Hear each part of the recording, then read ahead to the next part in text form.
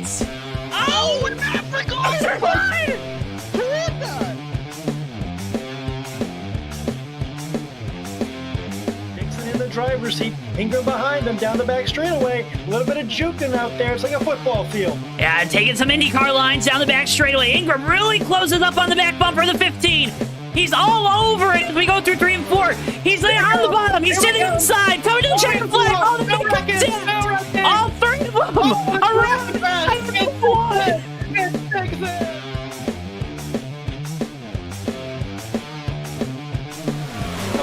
Musa's gonna. Oh, he's gonna use that apron. He's gonna use the apron. They're gonna be side by side. Coming off the corner. Boy, back to the inside. It's gonna be a drag race to the line. Top Musa gets it. Top Musa, where did he come from?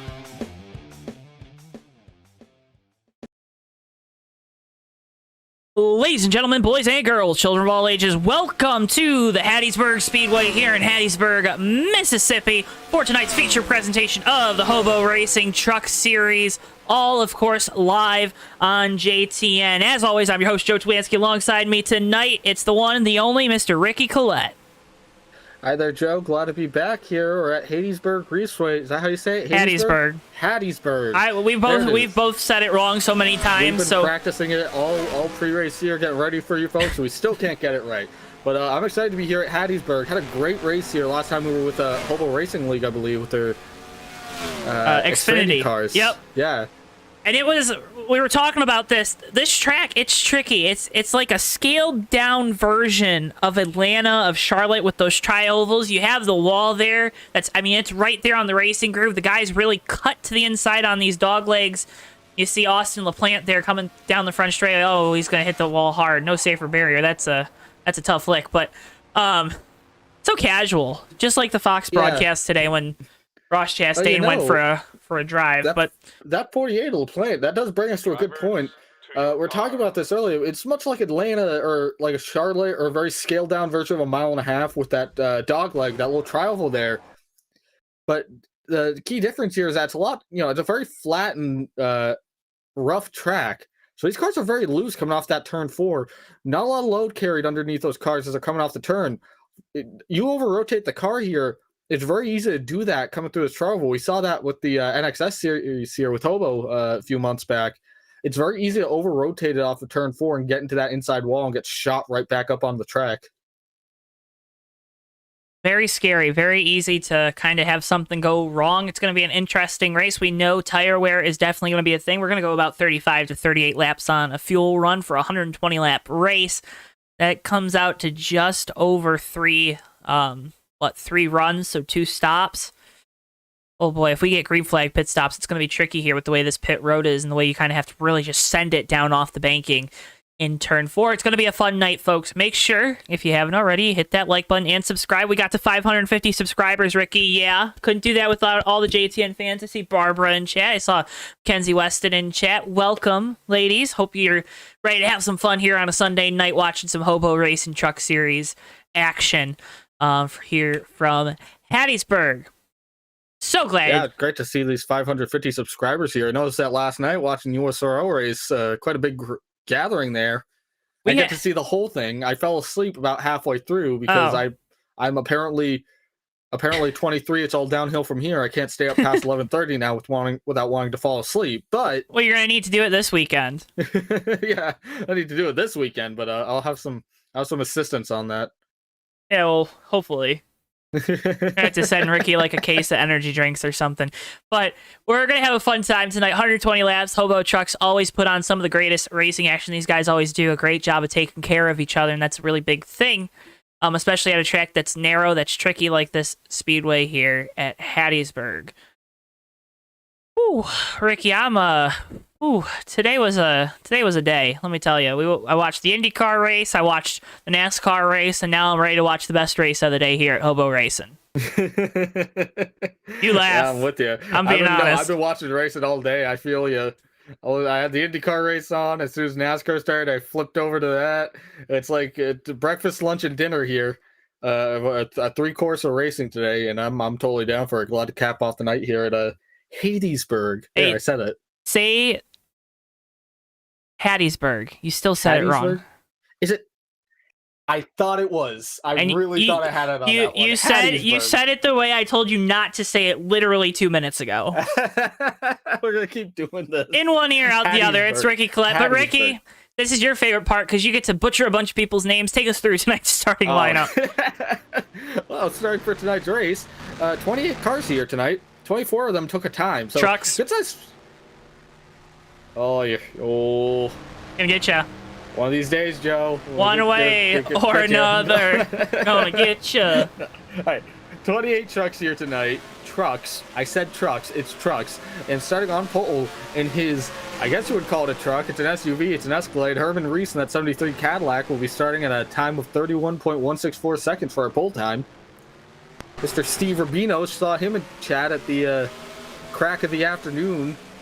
I think he posted in chat a solid 3 hours before the race even started. Steve Rubino will be starting second tonight. Keith McLean, the 28, will be starting third.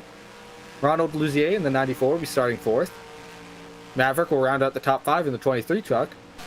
Dan Rubino in the 44 will be starting sixth. Fugate in the 9 will be starting seventh. Ricky Bumbalo in the 85 car will be starting eighth. Darrell Brown in the 86 will be starting 9th. And capping off the top 10 will be Jeff Stekenis in that 31 machine. Harry Codian in the 13 will be starting 11th. Mark DeSenza in the 33 will start 12th. The 6 car of Rich Napick will be starting 13th tonight. Andre Rayom in the 34 will be starting 14th. Austin LaPlante in the 48, as we just saw in practice there hitting the wall, will be starting 15th. Andre Montion in the 54 will be starting 16th. Duke Sorensen in the 59, 17th. Tom Musa in the 7 truck will be rolling off from the 18th spot. Stefan Martel in the 16 will be rolling off from the 19th spot. And last car in our top 20 will be Larry D in the 188 car. Truck. Oof. Rob Heath, the 38, will be starting 21st tonight. The 00 car Truck. of Gary Jackson. Double zero truck of Gary Jackson will be starting 22nd. Mandy D in the 710 will be starting 23rd. I don't know why I'm rushing here. We still have 2.5 minutes of happy hour. MT Johnson, the 06, will be starting 24th, and that's the last truck to take a qualifying time. Rod Weston, the 19 truck, will be starting 25th. DJ Hinsky in the 14 will be starting 26th. Daniel Dupuis in the 24 will be starting 27th. And last car in the field tonight will be Richard Fenkel in the 2 truck, starting 28th. Last truck in the field tonight is the 2 truck of Richard Fenkel. That's what I just said. No, you said car, and then you said truck. You said the last car in the field will be the 2 truck. So you contradicted yourself. So, folks, these are trucks.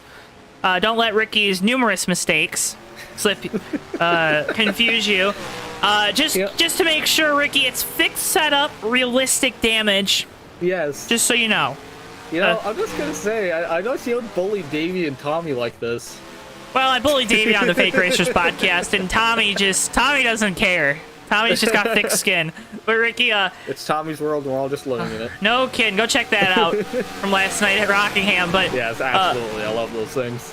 A great field, 28 trucks here, making the trek out to Mississippi in the Hattiesburg Speedway, for what promises to be a great night of racing action. Watching Darrell Brown and Rod Weston right now on your screen. DJ Hinsky there in the 14, that orange truck right behind him. I believe Hinsky's in a GMC. Yeah, he is. It's gonna be an interesting night. You said a couple names that are starting up front. Steve Rubino's up front. Usually he starts mid-pack. I heard Dan Rubino also starting up inside the top 10, so good qualifying out of those 2. But the field, it seems like some of our typical players aren't starting up front. Is that indicative of just a tricky track here, of maybe guys that are a little more comfortable with the short tracks, cream rising to the top? What do you attribute that to? I think it might be a little of both. Sometimes these flat short tracks, these kind of weird in between short tracks, because really Hattiesburg, you really almost can't say it's a short track. It's a 1.25 miler. This is technically this is longer than Dover, which is considered a speedway. It's a weird track. It's high speeds, but it got a really coarse racing manner. The track's really rough in the sense that it eats up tires, and it's kind of races like a flat track, even though there's banking. So it's got a very strange character to it, and sometimes it is kind of the wild card you need to see people kind of rise up that come out of the blue. Just to pull a quick example from some of the races we used to do at Fast Racing League. We used to do them, Joe, as well. I don't know if you remember, every time we'd go to Pikes Peak, which is about 1.5 miles. It's super flat. It's like a concrete surface, but it's not really. Is that like you'd see a ton of different guys up there. I was really fast there, but you just see guys like me or a few other guys that were like really fast there that weren't really fast anywhere else. That just, for some reason, everyone gets put on that same kind of footing when you get a track like this that's really technical. And sometimes the people that catch on quicker than the other guys aren't your typical spread. It's a very weird phenomena to explain, but it almost doesn't come from if the track's new. You could run it like 100 times and it's like you'll still have the same guys that are like, just if they're not good anywhere else, they'll be good at this track. Hey, I think tonight too it's going to be a lot about consistency with their lap times. That's what we always talk about a lot at these shorter tracks, is looking at how consistent they are with their lap times. Because it's a lot. It's like a road course, right? You got to hit your marks, lap in and lap out, and it's very technical, which was another key point that you mentioned. Yeah, it's a very technical thing. You almost say it's kind of like a road course. I don't really think you have to downshift here, so there's that. But in every other regard, yeah, I think so. Looks like we got our opening command here, though. Yeah, we're going a quick show here tonight. The guy wanted to start engines quick there. Herman Reed's gonna roll off on the pole. Steve Rubino, Keith McLean, 94 of Ronald Luzier, and then the 23 of Maverick, Dan Rubino in the 44, Jeff Fugate, Ricky Bumbalo, Jeff Sekenis on the outside of row number 5, with the 86 Darrell Brown to his inside. 28 trucks here tonight from Hattiesburg. It's going to be a fantastic night of racing. You're not going to want to miss a second of it. Make sure you hit that like button to show some love for these boys at HOBO Racing. They love to be out here with us here on JTN, and they love to see all your guys' support. Thank you so much for tuning in tonight. We're going to have a fun time.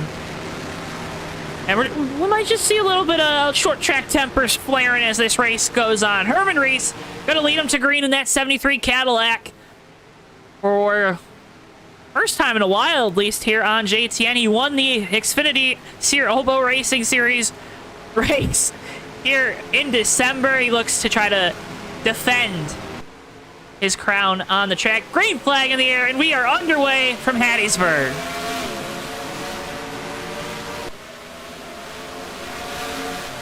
Good run there into turn 1, but that 21 is Steve Rubino's following right behind him in line. Rubino right behind him, Keith McLean there in third in that 28, Luzier and Maverick, so top 5 stays the same. Everyone being really careful here on the new tires. Yeah, these cold tires are going to be a little tricky. We saw that a lot with these guys with the NXS cars. You see the 85, Ricky Bumbalo gets up way to the marbles there, has to save it. Coming down the back straightaway here, front straightaway here, my apologies. Taking him 3 wide, he's going to lose a ton of spots. And that's that momentum racetrack thing, and you also saw the guys cutting that dog leg, so that'll be something to watch too. If you cut that too tight, Ricky, you run the chance of maybe running up into the guy to your outside.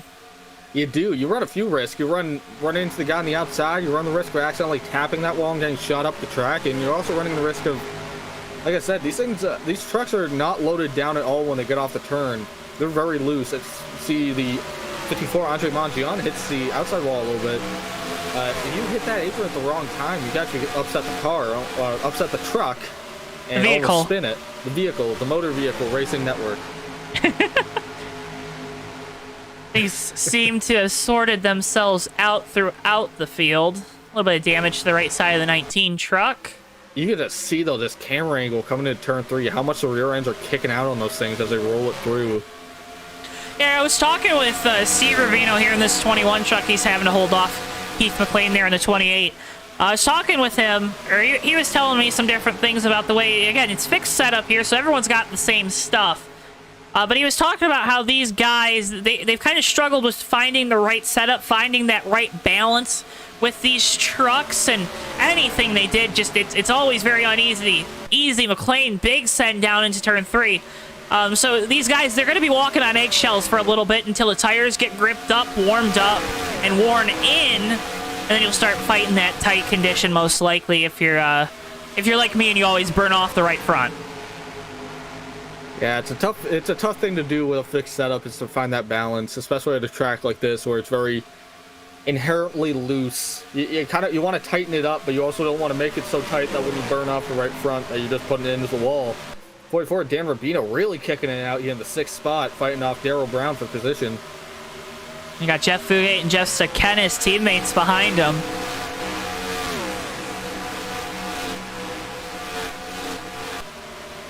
Another tough part about this, Joe, is this is a very single-file track. You can kind of run that high line, but the low line's really where you want to be. And by that, when I say low line, I mean the line kind of drifts up in 1 and 2 a little bit. So you're always kind of having to be a lane up off the apron in that turn. So it's kind of hard to have too wide here anywhere except on the straightaway. 9 of Fugate, though, gets a great run off turn 4. He's going to try to get to the inside. Darryl Brown here for that 7th spot. Jet pulled off, and he drops back in line. I'm going to try to get it again. That 9 truck really working the bottom well right now. 86, kind of a lane up. Now, in practice, a lot of these guys were running that higher lane. Fugate going to look to the inside again, sends it down into the corner, a little too much track sliding up. But a lot of these guys were running a little bit of a higher line in the middle of the track during practice, and now I'm noticing everyone's wrapping that apron. Yeah, they might have found something here as they got into race conditions about what's fast and what isn't. I did see a few guys venturing a little further up there early in the run here, but it seemed like that fizzled out really quickly, and everyone kind of realized that they wanted to be as close to that low line as possible. Shortest way around the track's always the best way, right? Usually, yeah. It's always a safe bet. I don't think there's ever a time where it's been like, yeah, the inside line is not a safe bet. The top 3 have broken away. Herman Reese distancing himself from Steve Rubino and Keith McLean. Then it's Luzier and Maverick, the rest of your top 5. 73 washing up off of turn 2 a little bit. Looks to have a good run. Gains that time back down the back straightaway. Yellow 2F series here. That 28 Keith McLean's been right in the back bumper of Steve Rubino this entire run. Just can't really seem to get the position here to get by Steve. Got a good run this time down the front straightaway. I think that's what it's going to be, right? You're going to have to get the proper run going down one of these straightaways. Back here, a bunch of trucks running together. Fugate got to the inside of the 44. Dan Rubino got him by him. Kennis is going to charge for Rubino, but that 9 of Fugate move him out a position here, up to 7th spot. Bino and Stakenis both getting in the wall. Harry Cody getting into the back of Stakenis down the back straightaway. Yeah, I was trying not to lose that momentum there. Give him a little knock at the back door. Say, hey, I'm right here. A little further up, Keith McLean just made the pass on the 21. Steve Rubino going through the dog leg there, too. Fugate going by Darryl Brown for position. Further on up, like you said. 21 truck starting to fall off a little bit as we're just over 10 laps into this opening run. What I'm noticing here, Joe, is that this dog leg almost works a little bit like the dog leg at Phoenix. Like, you can really cut it to... Like, a really solid way to set up a pass on that inside is to get a run off of turn 4 and just cut it down to the apron as quick as possible to get by someone. Just kind of take that shortcut around the front straightaway. If you can get to the inside of them, we got caution out here on the racetrack. First yellow of the night. Looks like the 00, Gary Jackson around off of turn 2. Let's get you a replay of what happened there. Hopefully it doesn't crash. Hey, we were doing okay last night. And then... Oh, it was a 2-car incident. Truck. There were two truck incident. Looks like, yeah, Jackson kind of ran out of space there.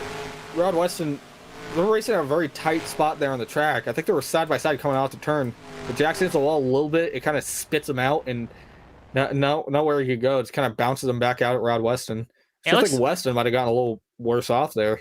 Looks like that 00 gets tight on exit. And then Weston going to make some heavy contact with the nose. Again, realistic damage, so that's definitely not what you want to see. You're maybe okay with sacrificing the sides a little bit, But hitting the nose like that can spell trouble quick. Yeah, that's a big no-no zone. Big no-no zone. When that pit road, the whole field's going to come. We'll see if anyone decides to brave staying out. Doesn't look like it. Like Weston and Jackson at the back are going to stay out. Or not Weston. Like... Weston and Fenkel staying out. All right, there we go. Well, I want to see rolling the dice here at Hattiesburg. I'm pretty sure they'll come back down. Yeah, I'm sure he's just leading the lap to lead the lap. We'll have to see, though, too, if tire strategy comes into this at all. I feel like at this point in the race, you'd really want to be... Would be one you want to give that a shot, if any time. But right now, it really looks like everyone on pit road there is just taking 4 tires. No one really wants to risk it. Our pit lane camera, not the best here. McLean gonna win the race off pit road. I believe Herman Reese gonna be second. Nope, Reese beats him. Nope, Reese doesn't beat him to the line. So, nope. Nope. Yep. Drag race. Dupuis and MT Johnson coming off pit road. Steve Rubino loses a couple more positions down there on pit road from that second box. Maybe getting a little blocked in, having the truck in front of him already in their box, and McLean, who was behind him, already in his box. Fenkel gonna come down pit road this time.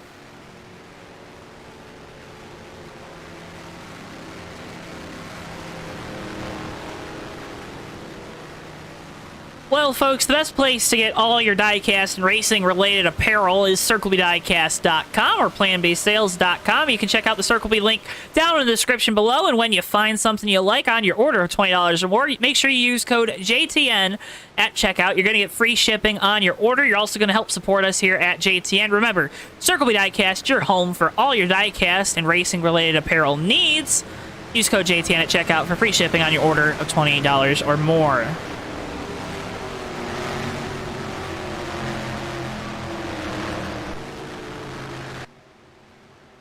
Like Fenkel came in for pit stop that time by, so I'll put Rod Weston out here sitting by himself. I imagine he's gonna get that 1 lap lead, and then he's gonna duck down too. Involved in that incident too, so they're gonna have to repair. You can see the right rear really tore up. They're gonna have to repair that, hopefully, and get it buffed out. You know, these crews are pretty good here at Hobo.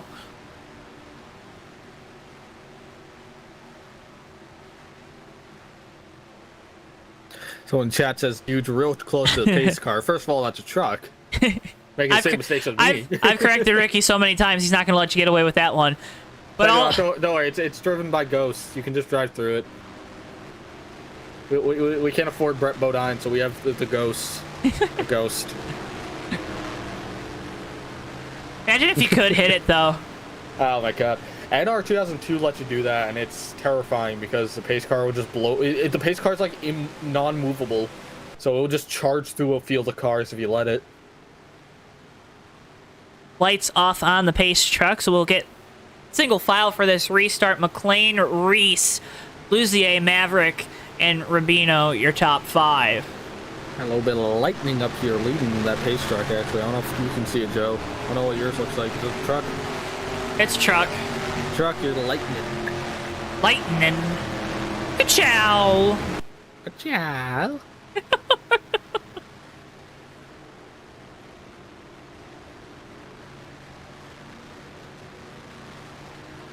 Keith McLean going to have control on this restart. What do you do behind the wheel of that truck? I'm trying to... I don't really know right now, honestly, because we're gonna have to see how McLean drives here. He's in a fast truck. He was definitely faster than second place there, but I don't know if he was putting down the same lap times that were comparable to what Herman Reese was running. So I have to see. I would imagine he wants to keep Reese behind him. Anything that he can do to impede that 73 truck's progress would probably be in his best interest right now, at least until the tires wear in, and maybe he can kind of start messing with them using that clean air. Mess with his head a little bit here. So I believe he's probably going to try to roll the restart zone pretty well on the colder tires. We'll have to see how these guys slip up. Reese giving him a little bit of room, so try to get a good run here on the restart. As we come into the restart zone, and away we go. Green flag back out here at Hattiesburg.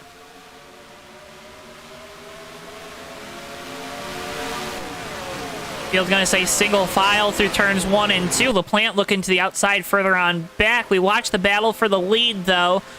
as Reese gets really close to the wall off of turn 2. Yeah, these guys getting every inch that they can. Raul Luzier got a few spots on that pit stop, too, up to third and 94 machine. Oh, further on back, truck around. It's the 6 of Rich Napick. We got Dan Rubino around. Dan Rubino, 16, Stefan Martel just spun out in front of him. And, Harry Kodiak just barely misses him. So 16 around, no damage, but... Gonna be our second caution of the night. Those 3 concurrent incidents. I think it was a lot of avoiding. Yeah. Because it starts with the 6 truck of Napick going down here. The Plant gonna make a run to the inside. I think Napick just entered a little too low, a little too early there, and the rear end just stepped out on him. Yeah, like we said, it's tough on cold tires here. They're kind of walking on eggshells, and Napick kind of loses the truck right there. It spins around on him. Then secondary incident, Dan Rubino up to high. He jumps on the brakes to make sure he doesn't hit anything. Truck's going to go around on him. Nowhere for the 24 Dupuis to go. He also jumps on the brakes. And then, no hit there. And then let's see what happens with Martel. Looks like he's up high in the marbles, but he got some stuff on those tires. Makes that truck go.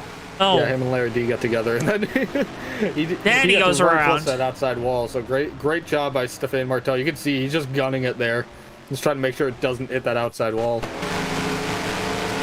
That is a mathematically perfect parabola. Mila on board with Harry Kodian. Or M4S installations.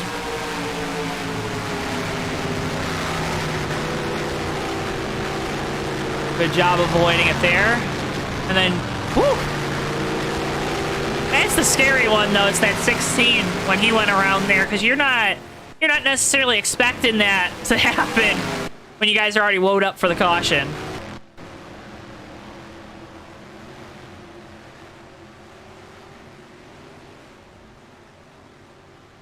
Guess we just had a bad... Yeah. It happens, right? Have you ever had a bad restart, Ricky? Yeah, a few times. A couple times. More than a few, probably, if I'd have to guess. Let me tell you about Ricky. Ricky, man, he's you think he's a lovable guy up here in the booth, but when he's behind the wheel of one of these racing vehicles, man is ruthless. Absolutely ruthless. But...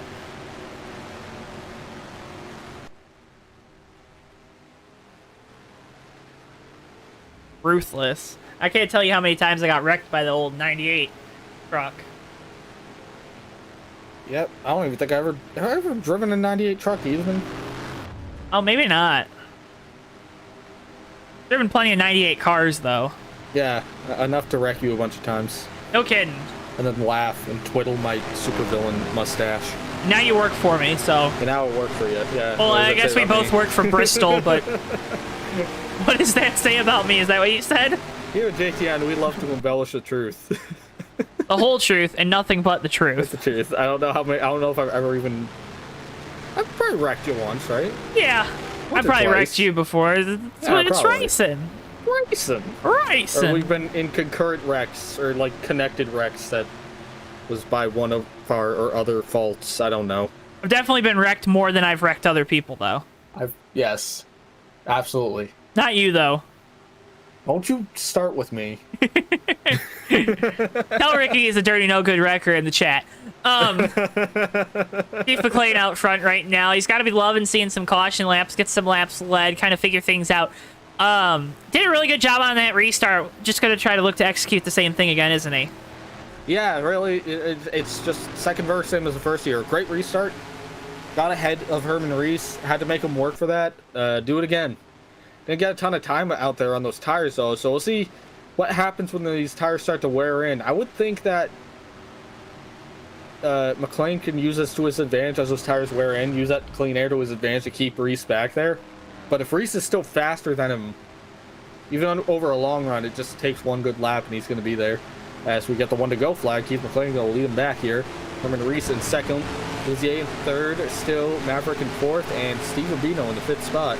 Not a big position shuffle with the exception of the 6 of Napick and the 44th back.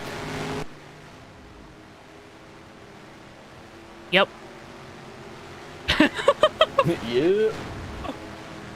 I'm so good. I gotta do a better Mike Joy impression is what I gotta do. I gotta get a little better with my transitions. You gotta get your voice a little deeper for that. On the last lap of the Daytona. On the last lap. Our credit like one. Mike Joy. One to go.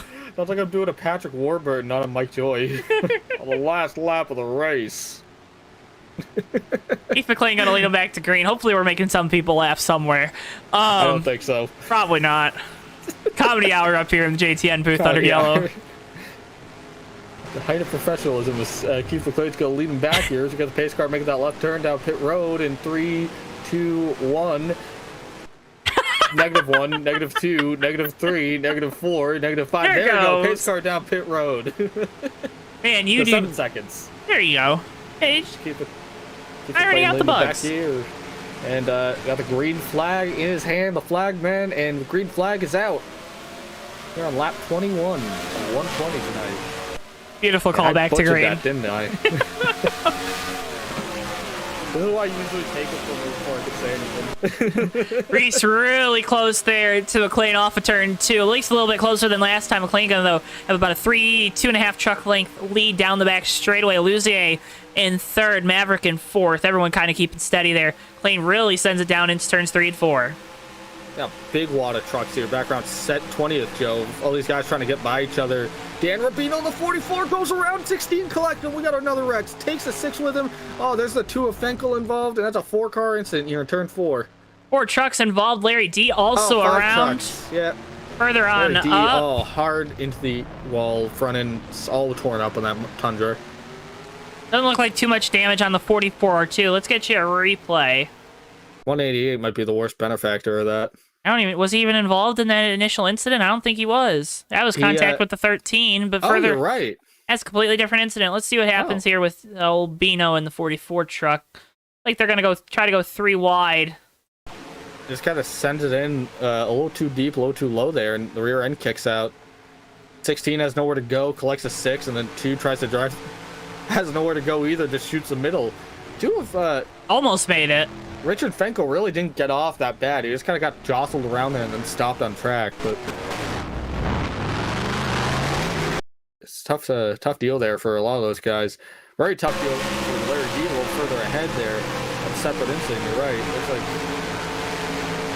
him and Terry Kodian had different philosophies of taking the turn there. You've really washed up towards the wall and then tried to arc it back down the track. Kodian pulled in kind of like a middle line, and I think they just sort of come together and D hard into that outside wall, front end first on that Toyota Tundra. I already had some of the damage on the back there, but here you see they kind of just go for the same real estate there coming off the corner. Yeah, and there's going to be a lot of damage on that 188. There's probably going to be some motor damage. Oh, brother. Front end is tore up on that truck, on that motor vehicle. Now, pit stops again.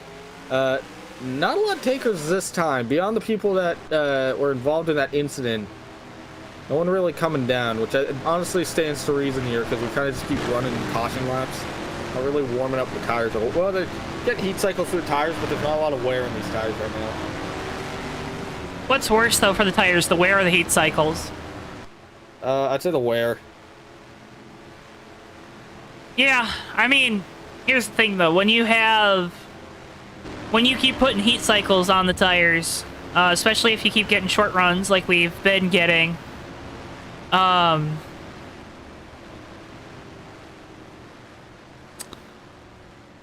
oh brother, like you get those cycles on there and it kind of screws up your mojo a little bit. Sometimes they might be a little slicker, they might be a little, you know, they're really temperature dependent, right? I guess is what I'm trying to say. So if they're too cold, they're not going to grip up good. If they're too warm, they're going to grip up too good. So you got to really, and that's a feel thing too. That's not like you have a gauge that tells you, oh, this is what the temperature is. It's not like someone checking your temperature when you go to the doctor's office, right? So yeah. I don't know. And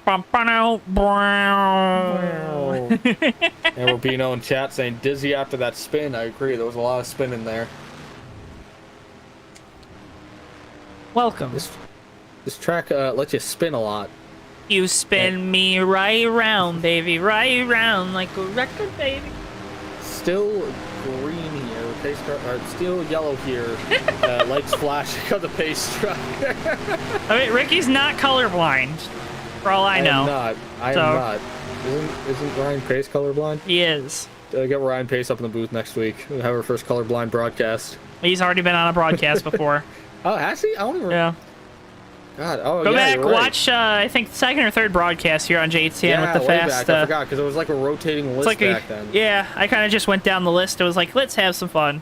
I forgot. Well, then Now go we're back professionals. and watch JTN's second broadcast for the first colorblind broadcast in NR 2003. Second or third from Second or Talladega, third. but Yeah. you know, having fun. Get Ryan up here more often. Why are you paying me? Just pay Ryan. He likes to be the statistician. That is true. Ryan Pace is a grade A statistician. I don't think he's in chat tonight. But Probably he is not. the best statistician in the business of what we do. Best statistician in sim racing. Best statistician in sim racing.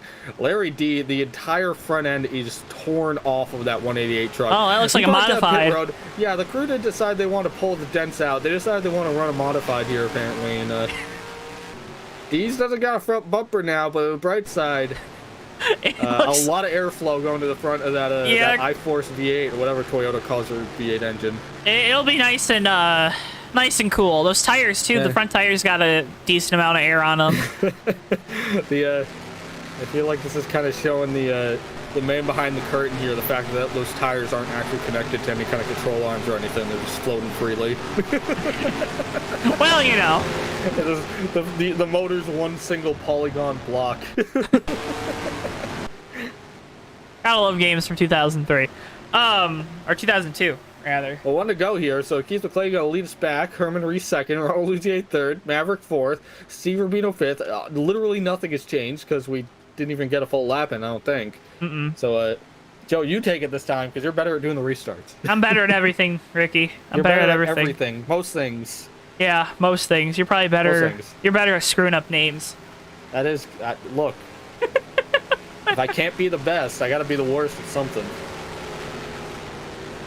Getting ready to go back green here, working lap 26, coming to lap 27. Keith McLean with control on this restart. Pace truck will make its duck down on to pit road. McLean with control. He'll wait to see the flag man with green flag in hand. He is about to get ready, and he'll drop it. Green flag once again here at Hattiesburg.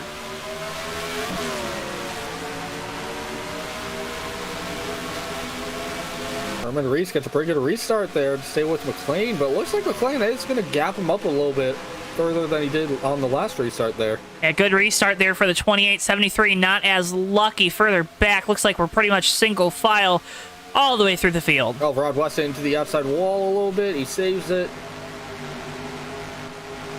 So we keep going. There's Weston in the 19. Some of these guys really let that right rear tire hang out there on the edge. You really have to here, I'm noticing.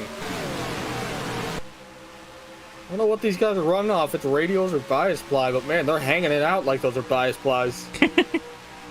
Because they just got to put all that force on the right rear and then hope the car rotates. Truck rotates, excuse me. Racing vehicle rotates. Dude, that's how you don't get in Gets a trouble. little too high. Daryl Brown gets the inside of him. Gonna have a good run here going on the front straightaway. Be able to use that dog leg to get on by him. So put Brown up to that 6th spot. Oh, don't just yet. Fugate's still strong on the outside. He'll duck back in line. We'll see if he tries to get... Actually, no, he gets a good run on the exit of the corner, but Brown going to be able to clear him as that 9 truck really loose off of turn 2. Let's see if Fugate tries to get him here back in the turn. Fugate had a fast truck last time, last green flag run that we had, that big one, that he tracked down the 86 and passed him. So we'll see if he can make that run back here. A little further back, also playing that 10th spot, looking inside of Mark DeSenza. Not close enough yet to do that. But starting to kind of size him up. Great night for this 48 Lowe's machine. In contrast to the 48 Carvana machine and the 48 Ally machine today. Yeah. Humble got to go to the inside. Have to get some good luck. There goes Ricky Bumblow to the inside, like you said. Let's see, he's going to be taking it very low here. So that car's going to wash up, and it's, LaPlante almost gets into him. That's the problem when you enter the turn that low line. If you're up high, you're kind of calling that guy's bluff because they have to wash up to the middle line. Just how fast they're going into that turn, the tires can't keep up with the truck. They have to let it wash up a little bit. And that's why you're seeing a few of these wrecks where some of these guys are kind of spinning out when they enter too low. But it's tricky there. You're getting really close to just door checking someone every single time you go through there down low. I believe Bumblow, he's got the 2-time brewing Michael Waltrip's beer, whatever it's considered. I'm not 21. No, it's beer. I know it's beer, but I forget. There's like a. You said it's like I think it's beer. I think it's beer. That sounds rude. It's alcohol. It says beer on it. I think it's beer. Get you some Bush Dog Brew. That's. Speaking of right now, that 2-time truck though, looking pretty racy here, fighting off Austin LaPlante. Still, LaPlante not letting Bumblow get away from him. That's still knocking right in the back door of that Tundra. LaPlante a little bit tight on the exit. Couldn't get the pedal down. That's going to allow the 59 of Sorensen to gain some momentum. Try to find a way around that 48 truck. I've noticed a lot of guys, you got to be very careful with when you decide to pass people. LaPlante hits the apron a little bit through off of 2. You have to be very careful with how you kind of navigate the traffic, because you can like dive to the inside, make a pass, but then the guy that's following behind you open the door for him, and then he's just going to get scooted on by you because you made the aggressive move and you slid up the track, and now you've lost your momentum, and he takes advantage of that. Yeah, it's a weird kind of chess match here. What you notice is that the dominant line here isn't really at the top, it isn't really at the bottom, it's sort of through the entire turn. Like, you're entering low and then you're washing up high, and that's sort of the faster way to get around here. You're trying to keep it close to that paint, but you're also not trying to hold it down there, because I think the vehicles that we're seeing right now physically can't get down to the paint. So you're using the entire track to make a fast lap. So the minute you get to the inside of someone, you see the 54, Andre Manciano go to the inside of the 48. 48 losing a few spots here. If you dive to the inside of someone to set up that pass and you get by them, then you've already messed up your entire line on quarter exit. And the person that you just passed really is in that dominant line, so they get a huge run on you going on by. So it's a chess match. It's very much it's a tricky thing. You can't really just pass someone. You kind of have to fight them off that position once you make the pass too. Chess, not checkers, right? Yeah. You can't think 2 moves ahead. You got to think like 10. Yeah, exactly. Musa now trying to find a way around the 48 LaPlante. This is kind of where all the battles are right now in this just fringe top 10 range. I believe this is 11th, 12th, 13th, 14th. These trucks really close. Everyone else up in front still single file. Yeah, they're staying pretty close up here, Joe. Herman Reese has slowly been tracking in on Keith McLean, that 28 truck, lap after lap. Right now, Herman Reese about 0.2 seconds behind our leader. Running faster laps than McLean, too, I'm noticing, as they're coming on by. So maybe Herman Reese is kind of handling this longer run better, handling those tires as they're starting to wear in.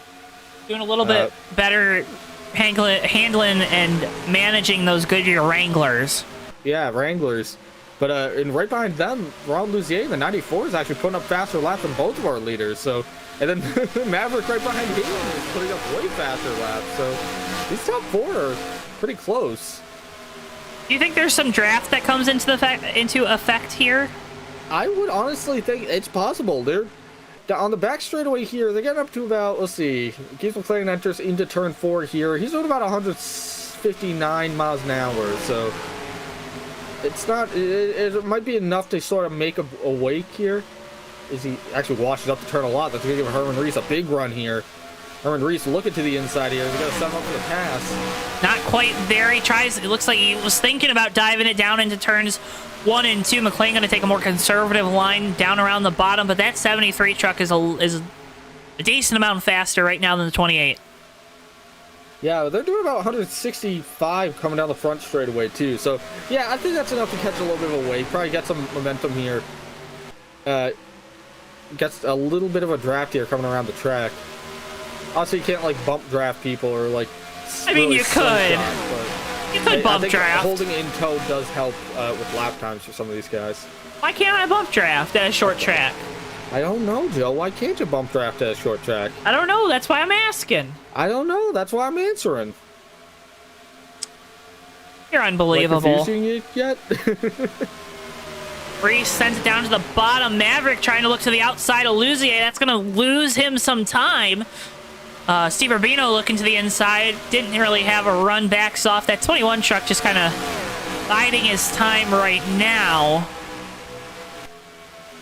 Urban Reese actually starting to kind of fall into the grass of this 94 Luzier a little bit. You got to make sure that he's watching behind him too. He's got a fast truck here. He keeps tracking down Keith McLean, but if he's not careful here and he slips up, then that third place truck is right there and takes position from him. A little further back here, Mark DeSenta into the inside of the 31 Stakenis, gets on by and makes a pass and put the 33 up to the 8th spot. Descends in that Wrangler machine, making some headway. Gonna have to try to run down the 9 of Fugate. Right now, it's really the top 5, though, all underneath a blanket. Lapped traffic about half a lap away, so these guys not putting down as blistering of a pace as they were the first run. Because they were within lap traffic in 10 laps or so before. They're maybe a little more conservative this time on those tires. Yeah, I think they might be starting to try to save it a little bit. But Herman Reese gets another really strong run here off turn 4. He's got to carry a lot of momentum here to turn 1. Can't go anywhere with it, though. Keith McLean's going to hang on to it. You can see how much Herman Reese has to slow up, though, that he's carrying so much speed down into that turn.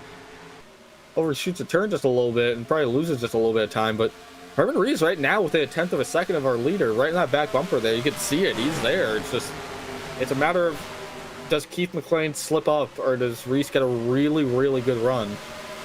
Oh, he's got to run to the inside now, down the front straightaway. That's what he wants to see. McLean looks like he's just going to let him have it. Herman Reese back to the point on lap 44. Yeah, and it's hard to really fight that off when he diamonds the inside like that around the apron. But McLean going to get a great run off the turn, checks up a little bit for Reese. Because Reese got really tight there coming off the turn. But it looks like Herman Reese is going to fall into a comfortable position in the lead here now. They both wash up the track there. Luzier now looking to the inside of McLean for second. Here he comes. We're all Luzier in that 94 truck. We're talking about him. He's fast. He's to the inside of that 28 truck. They're going to run for second here. Maverick pushing behind him. They're going to both try to leapfrog the 28 here, but he can't get to him. And Keith McLean's going to wash up really far up the track, but he's not going to have the preferred line coming off the turn here. And McLean was running down around the bottom there in 1 and 2. Runs a little higher down here in 3 and 4, so he'll be a little more comfortable. But Luzier still trying to find a way around this 28. Now he's back behind him, but going to have another strong run through turns 3 and 4. Yeah, and it looks like that 28, Keith McLean's starting to have some handling woes. I wonder if that truck's starting to get a little tight or something, because it does not look like he's getting a good entry into the turn, washing it up just a little too far, and not getting as quick of a center off as he needs to be right now. Well, I wonder if Dirty Air is coming into play there on the 28 truck. You know, he's been out front, he's had the clean air, and now we watch the 73 with clean air setting sail, pulling away from the rest of these the top 5. Yeah, the funny thing is, all that racing just accordioned everyone back to the 8th place spot of Mark DeSenza in the 33, all with these trucks. So you're Keith McLean, you really don't want to start letting these guys kind of hoodwink you and get you stuck on the outside now, because there's a lot of trucks behind them all coming here that want to move up a position. Now everyone's starting to cut that dog leg too that time by. Did you notice that? Yep. I got the 06 MT Johnson into the wall, but he saves it. Keeps rolling here. Hey, Jackson gonna go on by. Barber rode in. Move it, Danny. There's food at the finish line. That's not a bad strategy. 94, Luzier to the outside wall. Luzier falls to the outside wall. But he stays straight, so I think we stay green. To replay that real quick since we missed it. 94 really down deep into the corner, just a little too deep. Hits the wall. Almost spins the truck and then turns it back into the wall to avoid taking out some other competitors, but big time struggles there for the 94. Yeah, but you can see he tries to counter it and it just shoots hard right back to the outside wall, so that's probably not what he was trying to do. I don't think he got any front end damage on that, but he did get some damage. But the 54, Andre Mongion on the apron here, coming down to pit road, Joe.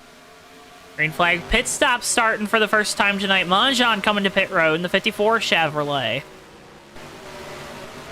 Down with pit lane, because that means we're going to start seeing some guys here very soon.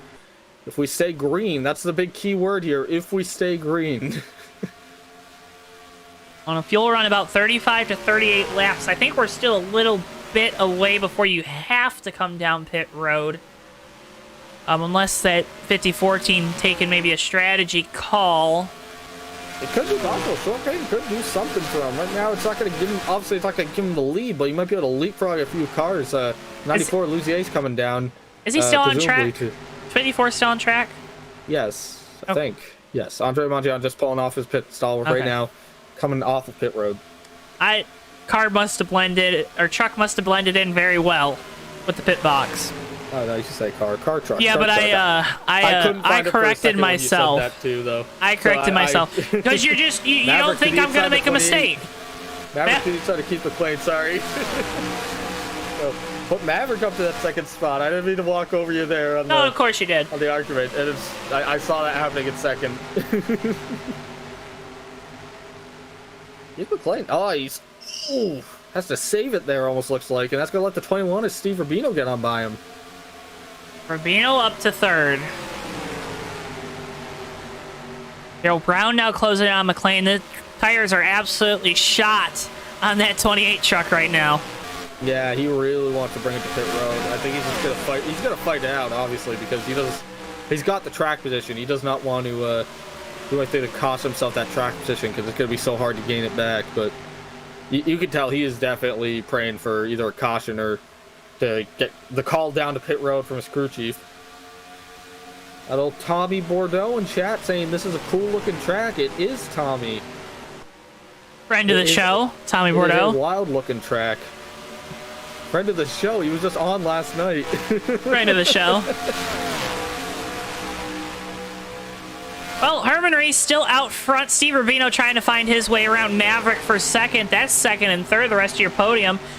Keith McLean starting to fall back. He's got Daryl Brown right behind him. Brown in fifth. Fugate and DeSenza, your sixth and seventh place trucks on the track right now. Rounding out your top 10, it's Stekenis in the 31, Cody Ann in the 13, and then Ricky Bumblelow back there in 10th.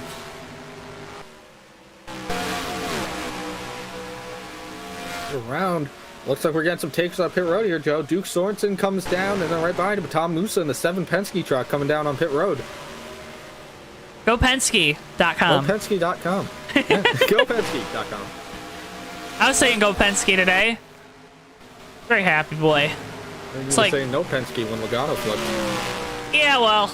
Well, actually, you were saying oh Penske. Yikes. You know, Daryl Brown coming down pit road. First of our leaders to make the trek onto pit road. There he comes. And Rubino making a pass further on back. Going to try to take Hinske with him. They're getting around that 48 of LaPlante. LaPlante able to hold off the 14. Oh, and 60 is Stefan Martel gets the outside wall, but he stays straight, so it's still green. This is one thing these guys really have to be hoping for here, is that we don't get a caution in the middle pit stops, because these guys are all on very worn rubber. They're all in very... their trucks are all in very goofy shape right now just because of the tire wear. They do not, as the 28's coming down, 31's coming down, they do not want a caution to come out and like completely throw a wrench in the entire lineup. Yeah, so it looks like you got to make the commitment to pit road off of, or going into turn 3. So we'll watch Herman Reese. You have to think pits stop, green flag stop number 1, not too far away for the 73 team. Again, we had those cautions too, so it's kind of a 2-stop race for everybody. It gives you a little bit of strategy on maybe short pitting to gain some time. Fugate coming down pit road. The rest of our leaders, though, staying out still. Jeff Stekenis comes down from the 5th spot. Excuse me, I'm like butchering my words right now. Andre Rion comes down. You sound like you're choking up. Are you sad or something? I was fighting back a burp. Always professional. Yeah, I'm always professional. I was trying to drink. I was drinking something. Stephanie Martel coming down pit road this time. I was trying to drink something to west my whistle. Reese coming down pit road. Maverick gonna stay out one more time. Gonna go try to lead a lap.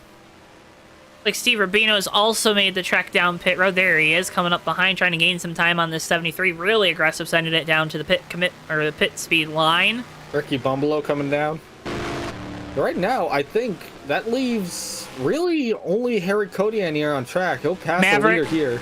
Maverick's still on track. Yeah, but Harry Kodian and Maverick. Maverick's gonna be coming this time. No, Oh. Gonna Are you stay sure out. about that? I guess I'm not sure about it. But that Tell me. 23 is really tight. Oh, he is coming down. He is throwing it way into pit road. Ooh, does he make it? I don't know if he made it. That was a... Talk about an aggressive pit entry. You love to see it. Everyone was tiptoeing it, taking it all the way through the pit road. Maverick was like, nah. It just jams on the brakes in turn 3. I love that. Getting every inch of the racetrack here, that John Deere machine. Harry in the 13 gonna stay out in that M4S Installations meal machine. Nice and red so you can see it anywhere on track. Yeah, I don't know if that 23 is gonna might not work 13 out. of Harry Codian coming down right now, so Oh, further on back Johnson in the wall, keeps it straight. He's good. No debris on the track. We stay green. It's still good. Just a little kiss, you know, just a little pat. Oh, 44 of Stanton Rubino. I don't know if he was trying to get off to go to pit road or what, but he was. Yeah, no, he was. He made the same aggressive entry as the 23, and I thought he was wrecking there for a second. Who knows that 23 of Maverick though? Let's see where he comes out after doing that, because that was a whale of a pit entry. Like Keith McLean gonna come out with the lead on this cycle. Leave unless he's a lap down. Oh, Stefan Martel goes around. And I believe that's going to be a yellow. Let's see if the yellow comes out. Hang on, that was a 360-degree spin. Yep, there it is. There it is. Oh, my goodness. Probably did not want to see that. I don't know, because some of these guys might still be a lap down, Ricky. Oh, you're right. Let's see. Right now, the first car lap down is Tom Musa in the 7, but Rod Weston, it's scoring him still on track, so I don't know if Weston actually stayed out here. Oh, Weston might be our leader. Rod Weston. Rod Weston is our leader, Joe. So Rod Weston and the six of Rich Napick. The sitch. I don't know why I said the sitch. The 6 of Rich Napick. There's a replay. Pepsi machine just goes around. Tommy says in chat, we had a yeller at halfway here. Like perfectly halfway. Lap 61 of 120. Wow, wow, wow. Bunch of trucks about to take the wave around. Weston going to come down pit road. He's going to gain a lot of track position by staying out. See, that's the strategy, though. If you're maybe towards the back, maybe you're running a little bit deeper into the run to try to hope you catch a yellow. Now you're going to have the freshest tires out there. Yeah, Weston really cashed out on that. We'll see how this cycles through, because Weston was a lap down. We'll have to see what happens when they hit the line here, how scoring puts them now that everyone's back together. And McLean and the 54 of Monjon going to come down pit road as well, even though they were down just about 10 or so laps ago.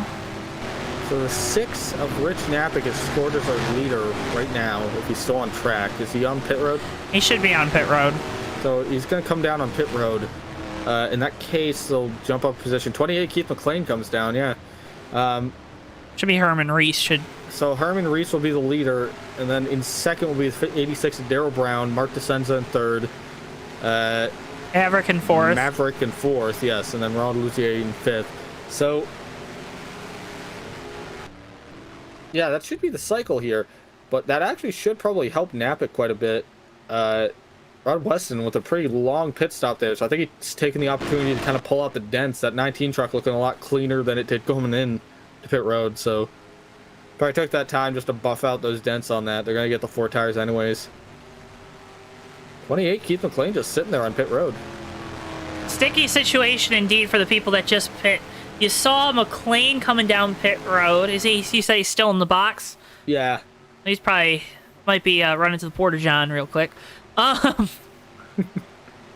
It's a tricky situation for those people that just pit, because if you're up front, running up front, maybe you're gonna cycle out as the leader, but you got 10 laps, 10 lap older tires than everyone else. We know that's a recipe for disaster. You're gonna lose the lead anyway, so come down, get tires now, and then you're gonna have fresh tires over everyone else.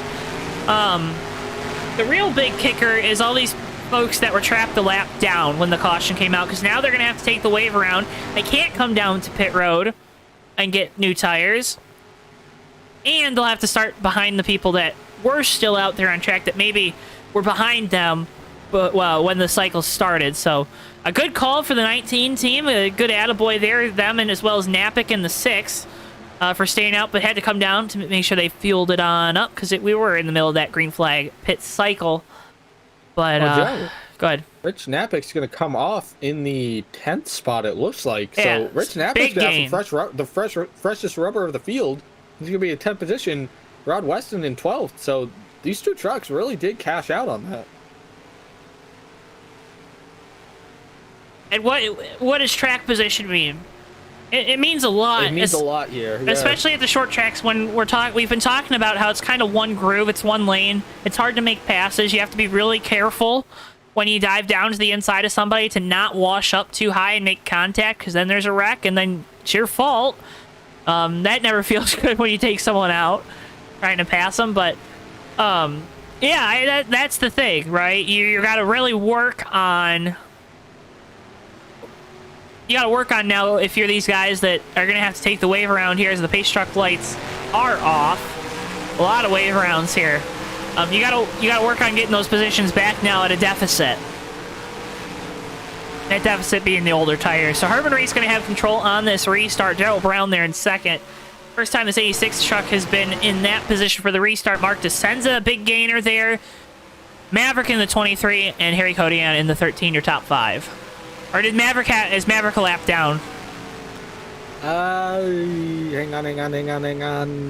Doodly. Looking for him. I can't find him. Maverick is on the lead lap in 4th. Okay, just making sure. Because we thought maybe he sped there.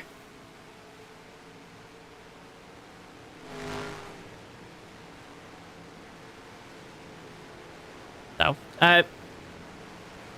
too many wave rounds to count, Ricky. Tom Musa, the recipient of the lucky dog that time. Herman Reese, Dale Brown, Mark DeSenza, Maverick, and Harry Kodian, your top 5 for this restart coming to you on lap number 65 of 120. Just over halfway, pace truck getting ready to make the hard left turn down pit road. There he goes. Herman Reese in the Cadillac with control for this restart. Gonna wait to see the green flag dropped. Flagman has it in hand. Green flag, we're once away. Again, away, and never mind, we're not. I guess we're going to take an extra lap. That's a bad idea. Just going to get everyone reorganized here. Going to be a lot of black flags to clear, too, so good for the admins. That way they're not racing, trying to clear the black flags. Yeah, I agree. It would be... it's a lot easier on them to try clearing these just now while everyone's kind of organized around. You could do it the other way. I would definitely seen that before, but it doesn't always work out very well for the admins, especially when the admins are racing. It's better for the admins' well-being, I think. Herman Reed's going to lead him back though. Darrell Brown going to be in second. Mark DeSenza in third. We already ran through this, but Maverick in 4th, and Harry Kodian in 5th. Keep an eye on that 6 of Rich Napick and that 19 of Rod Weston there, and 9th and 11th respectively. Because they're on the freshest tires of all these guys in the field here. Monjon and McLean also on fresh tires, as well as Lizier. So a lot of guys, pretty much all those guys back on fresh rubber. Herman Reese going to get to control where we go back green, and there it is. Green flag once again here at Hattiesburg.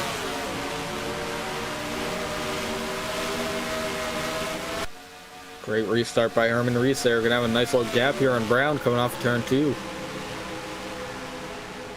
Brown, that truck looks a little bit loose through the corner. A lot of these trucks looking loose on the first lap after we... Again, these aren't new tires for these guys out front, but they kind of had that heat cycle on them, Ricky, and that... Oh, man, that can be some of the trickiest thing. You got those tires heated up, and now you've cooled them back down, and now they're lacking the tread, they're lacking the rubber, and you're saying, all right, I need you to have a flawless restart for me here. Yeah, it's but Joe, just to make a note here, they don't lack tread because they're slicks. They didn't have tread to begin with. Andre Young cuts the inside. O.T. Johnson makes the pass a little further back in the field. Just wanted to bust your chops a little bit on that. 54, Andre Mongion to the inside of Rich Napick with a 6, and Rod Weston trying to go with him. Weston gets to the inside. He's hanging out the back end of that Red Bull machine. Red Bull Jagermeister machine. Oh, Napick really loose off the corner now. McLean to the inside looking for the position. He'll get it. Said the 9, and you're right to remind me that the 54 also took tires because Andre Monzion there really taking advantage of them. Now he's the highest up with the fresh for Mr. Feelgoods. For Mr. Feelgoods. That's a good saying. Mr. Feelgoods. Let's return here. Oh, Keith McLean looked to the inside of Rod West and looks like he's going to get the run here. This is for the 10th spot for Keith McLean, and we got a caution on track, Joe. Oh, it's 85 and the 7 around. And, oh, the 16's involved, the 44, Dan Rubino, and DJ Hinsky just sort of slowly easing his way through that. Replay, see where this thing starts. Oh, it looks like Martel might come down across the nose of Musa on exit. Again, this goes back to that kind of diamond line that these guys are taking here. Or no, it looks like Martel just gets loose off the top. I don't think there was any contact there with the 7, and then Bumbalo into the back of Musa. It's slowing up. I think Martel's already rotating enough that he can't control it. Yeah. Even though he does come into Musa, I think My that truck was already apologies. going to come around anyways. I don't think he made any contact with Musa. No, he didn't. Or if it was minimal, but it wasn't really. Musa had more problems with the additional contact that comes right after that spin anyways. There's on board with Bino and the 44. Yeah, Dan Rubino didn't really... Just spun around in that. Just that a good little Bino look. Could be fine. Just a happy little... Yeah, you hit the brakes on those cold tires. It just wants to spin. Another look at it. Yeah, I don't think the 16 makes any contact with the 7, honestly.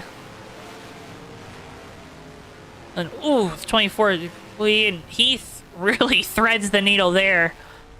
Everyone getting away. Okay, the 16 though, all tore up on the back end. Looks like he has taken it to the garage. Everyone coming down pit road.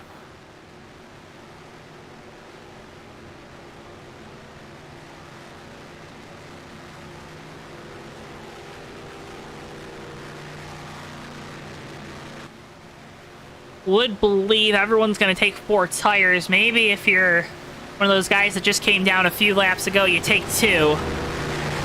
Try to get some track position. I mean, I want the track position. I really do. I don't know if you can get to the lead, but you'd have a chance. Oh, contact there on pit road.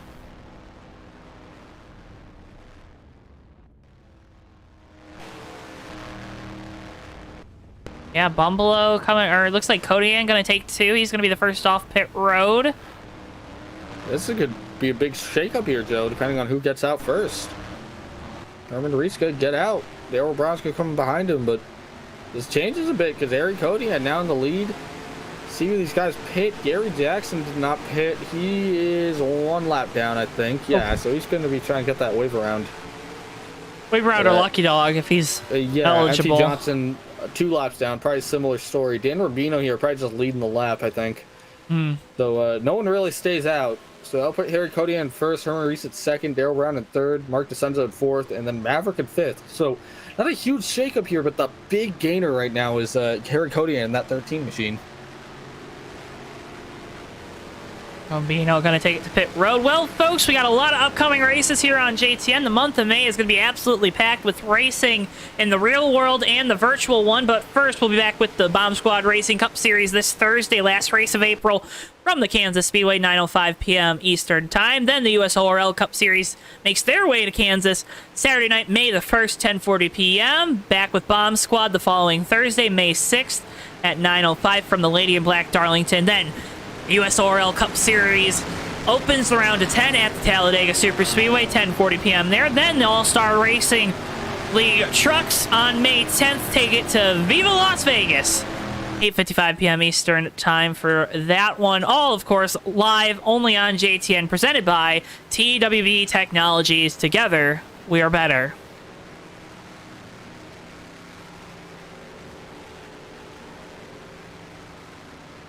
Some more ad reads for you because we're under caution. Head on over to CircleBDiecast.com and Plan B Sales. Use code JTN at checkout on your next order of $20 or more for free shipping, and also help support us here at JTN. Circle B Diecast is the leader in diecast They've got everything there on their site. Any diecast that you want, also apparel. All your racing needs are met at circuitdiecast.com. Use code JTN at checkout for free shipping on your order of $20 or more. One more, head on over to the JTN merch store. We got throwback merch up. We got normal merch up as well, but throwback merch looks really cool, so that's why we put the ad for it. Check it out. Linked in the description below. Hoodies, t-shirts, stickers, and more. Available now on the JTN merch store. Go check them on out. Help support JTN, but the best way, of course, to always support us is to like the videos and subscribe if you haven't already. If you like what you see, be a friend, tell a friend. Maybe your friends will like it. Maybe your family will like it. Love to see our HOBO Racing fans here. The night y'all always turn out. Had some great numbers so far. Let's keep on pushing that up. Just got over 550 subscribers. We're making our way to 600 now, Ricky. It's going to be fun. Harry Codian with the lead. Herman Reese, Darrell Brown, Mark DeSenza, and Maverick, your top 5 for this restart. Yeah, and I just got to ask Joe, the big question is who wants to be the cool person to make that 551? Hey. Hey now. They'd be an all-star. They would be an all-star. They would possibly get their game on. They might go play. They might. It might. But look, I can't confirm or deny that because we don't have a team for that. We don't have a statistician, which is why we need Ryan in the booth for a statistician. Coming around here, though. Harry Cody, I got Elise back. This is going to be interesting, Joe. See how those two tires work. This could be a big gain for Harry Cody in here if you can hang on here with those that right side rubber. Goal's going to be to stay in the top 5 because I think he was running about 6th or 7th. So you want to have a net gain, even if it's a position or two by the time this runs over. We still got one more pit stop in this race to go, but Cody Ann about to lead us back to green. Flagman with flag in hand, fans on their feet as we head down the front straightaway. Green flag once again at Hattiesburg. Cody Ann gets a great start there, and Herman Reese is going to have a nice little gap on him going into turn 1 here. Let's see how much Herman Reese can grip up though and get a run off the turn if possible. Right now, Cody Ann keeping a good 2 or 3 car lengths on him. I think the 2 tires might help that truck be. Oh, 54 Munchie on big save off turn 2. He was on the apron sideways, Joe. My goodness, losing a bunch of track position though. Oh, he's coming back right now though. Just blew right back past the 6 of Napick. Napick's got some damage on the right front, it looks like. Andre Mongion, that 54 truck, we got another caution. For oh, big wad in turn 4. Oh no, it's a parking lot out here. What happened here? It's a mystery. Rutrow, Shaggy. Oh. Looks like Daniel Dupuis in the 24 just over-rotated and spun it. And just by coincidence, DJ Hinsky did the exact same thing behind him. Synchronized spinning. Yes, it really was synchronized spinning. Rob Heath nowhere to go. The 85 spins trying to miss it. MT Johnson into Tom Musa just a little bit, but Musa clears it. How did Musa get through there? I mean, he threaded the needle. Another replay. Heath nowhere to go. Bumblo spins it down on the apron. MT Johnson spins it avoiding. It didn't look like any hard hits there. No, it didn't seem like it at all. It was just a lot of people just kind of all spinning at once there. Whether it was because of the turn or they were just trying to slow up for it. There's the view from the visor cam of Musa. Look at him just thread that needle. Get on through there.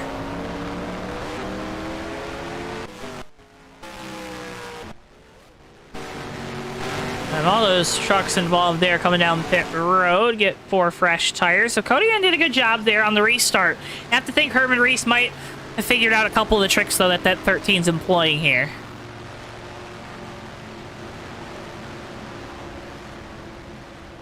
Yes, Joe. I think you are right. I think he might have figured it out. Well, Joe, let me tell you about that. That's you know why I say that, because I know Herman Reese. He's a smart fellow. Oh, really, Joe? Is he? Oh, yes, of course. I'm going crazy, Ricky. I'm going crazy. I don't know what to say.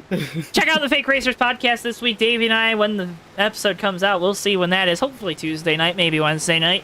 We're going to be talking about all the action from this past weekend in IndyCar at St. Pete, NASCAR at Talladega, and more. You can also check out last week's episode where we talked about the previous weekend. all on the Fake Racers podcast weekly here on JTN. Go check it out. Go give it a listen after you're done watching this fantastic race here at Hattiesburg. This beautiful facility. Wish there were maybe some safer barriers to make me feel a little safer about these drivers risking their lives on track, but what's racing if there isn't a little bit of danger? Look, as long as the snow cone stand is safe out there, then that's all really matters, right? As long as you can get snow cones. As long as you can get snow cones, you know? Kyle Busch's merch hauler is here. Must be a bunch of Kyle Busch fans. The big farm over there, if you want to see some cows. Those cows.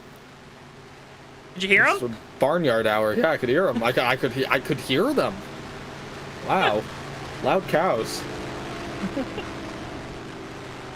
Folks, we appreciate you so much for tuning in, dealing with our call of this race. I'm Joe Twansky. He's Ricky Collette.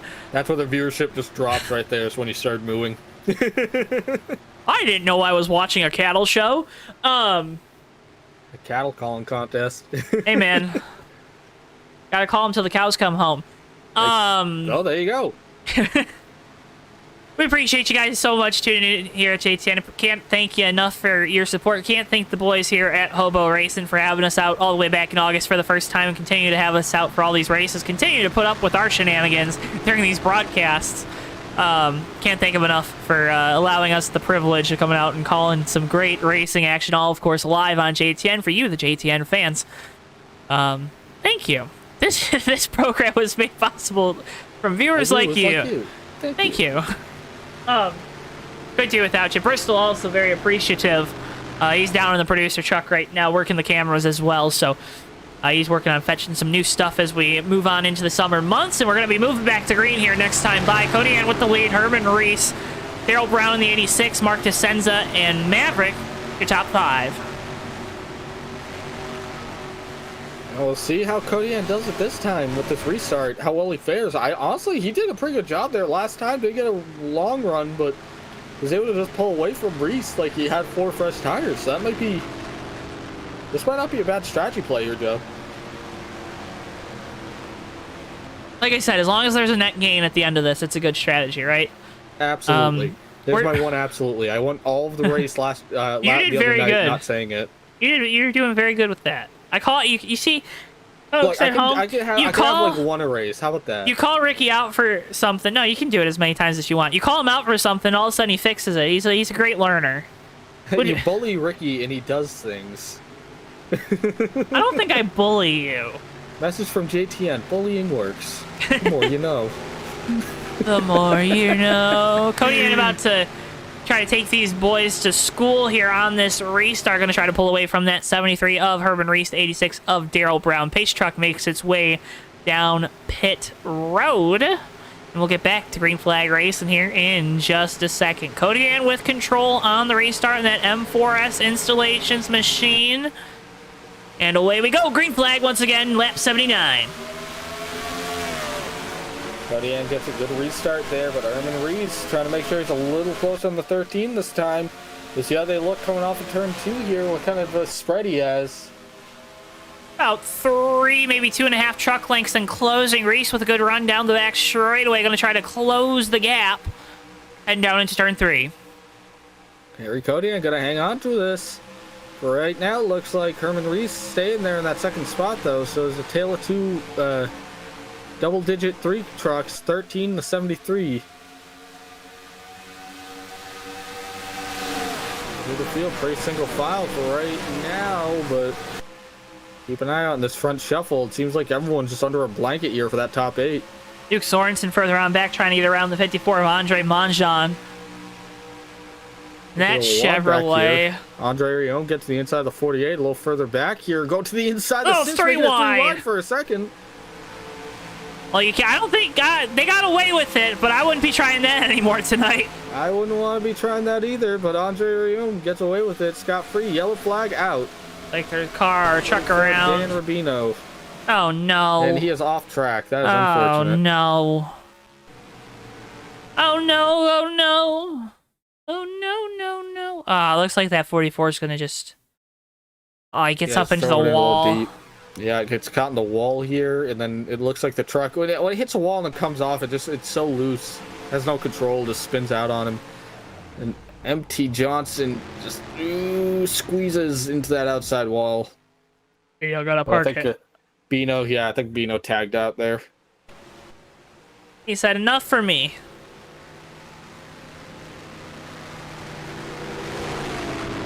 Well, that brings out to another caution here on lap 82, 81 then would have been when that caution came out. Herman Reese still trailing Harry Kodian. So Harry Kodian's still kind of hanging on here.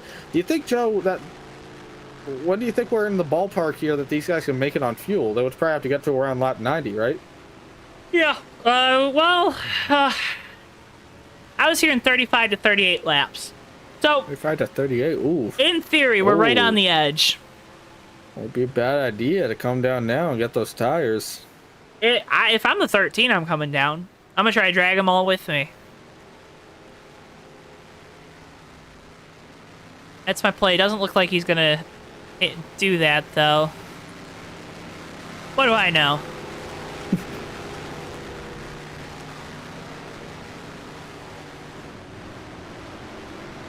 What do I know, Ricky? I know nothing. Hey DJ, what's up? In chat? Tommy writing in MT Johnson, a family company, like wait, that's actually what it is, isn't it? Is it MT Johnson? Oh no, Tommy, now you got me confused, because that sounds so good. SC Johnson. SC Johnson, that's what it was. That was driving me nuts because I knew it wasn't MT Johnson. But South Carolina like, Johnson. What was it? South Carolina Johnson, a family company. A family company. Hey, he just gained a new subscriber thanks to Rich Warner. Warner, thank you. MT Johnson, a family company. That's pretty good. I really like that. Pretty good. That's like one of those. That's one of those things that you just in the back of your subconscious that you don't think anyone's gonna get until it's said aloud, and then everyone's like, "Yeah, I know exactly what you're talking about."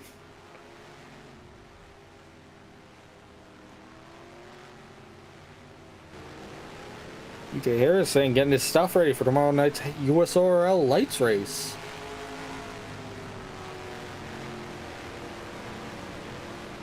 It should be fun. Getting ready for Saturday, which I'm going to be in the booth with you for that one, right, Joe? Yep, from Kansas for the SpongeBob SquarePants themed race. For all you SpongeBob fans out there. Tommy's going to be out of town for a few weeks. I'm going to take the booth and keep the seat warm for him. Not too warm, though. Not too warm. No, not too warm. I don't fart into the chair. That's not what I was saying at all. That was what you were implying, though. I was not. That was what you were. I was implying you're not taking his seat. You wouldn't dare. I wouldn't dare. I think you thought I was going to fart in his chair. Frankly, that's how I stand on this matter. Highbrow entertainment here at JTN. Hey, what's up, Bossy Bill? People are paying money for this. Hey, people love the JTN brand, let me tell you. And we appreciate them so much. For the brand, as Pat McAfee would say. That's my guy. Brand. That's my guy. Is that the guy that made the antivirus? Might be. Might be. Pat McAfee making an antivirus? McAfee. Cody in with control, or he'll have control. MT Johnson gonna get the lucky dog this time, that 06 truck, Bosch and Loom. I believe that's how you'd say that sponsor. Yeah, either Bosch or Bausch. Bosch, I think Bosch. Bosch. Bausch. More people keep showing up, and we are just goofing off. I love it. Folks, we appreciate you so much. Drop a like for these boys here at HOBO Racing. They put on some great shows. Once this thing goes back green, we're gonna have a show for you, because Harry Kodian's gonna have to try to hold off Herman Reese, Darrell Brown here. They've got 4 tires. He's got 2. Yeah, we've had a couple restarts since that last pit stop. And that's actually, Ricky, probably why these guys stayed out. They're probably thinking we'll get a couple more cautions and we can maybe make it to the end. Or maybe they want to make that stop later in the race. I don't know. Yep, Danny is out. And Ramino in the 44 are retiring after that last incident. Man, if I'm Harry Kodian, though, this is Good This opportunity. Full strategy is working out pretty well for me at the moment. Just out here leading a ton of laps under yellow. If we keep getting yellows like this, they'll take them to next round of pit stops. You can get 4 tires and then even out with these guys. If not, then probably still is a net gain on positions. If they're in the pit window, you can basically pit at his leisure.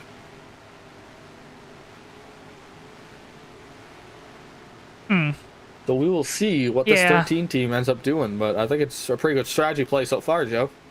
I would say it's a pretty good strategy play, Ricky. I mean, again, net gain, right? We're still out of net gain right now. Had to be around 5th, 6th to get that net gain for where he was running when that pit stop happened. So we will see if this 13 of Kodian can hold on to the lead. He's got a pretty good shot. He's been able to kind of get gap to 73. I have to think those left side tires, too, are equalizing out. Kodian with control as we come into the restart zone, and away we go. Green flag out once again at Hattiesburg. And Reese gets a pretty good restart, stays with the back bumper of that 13.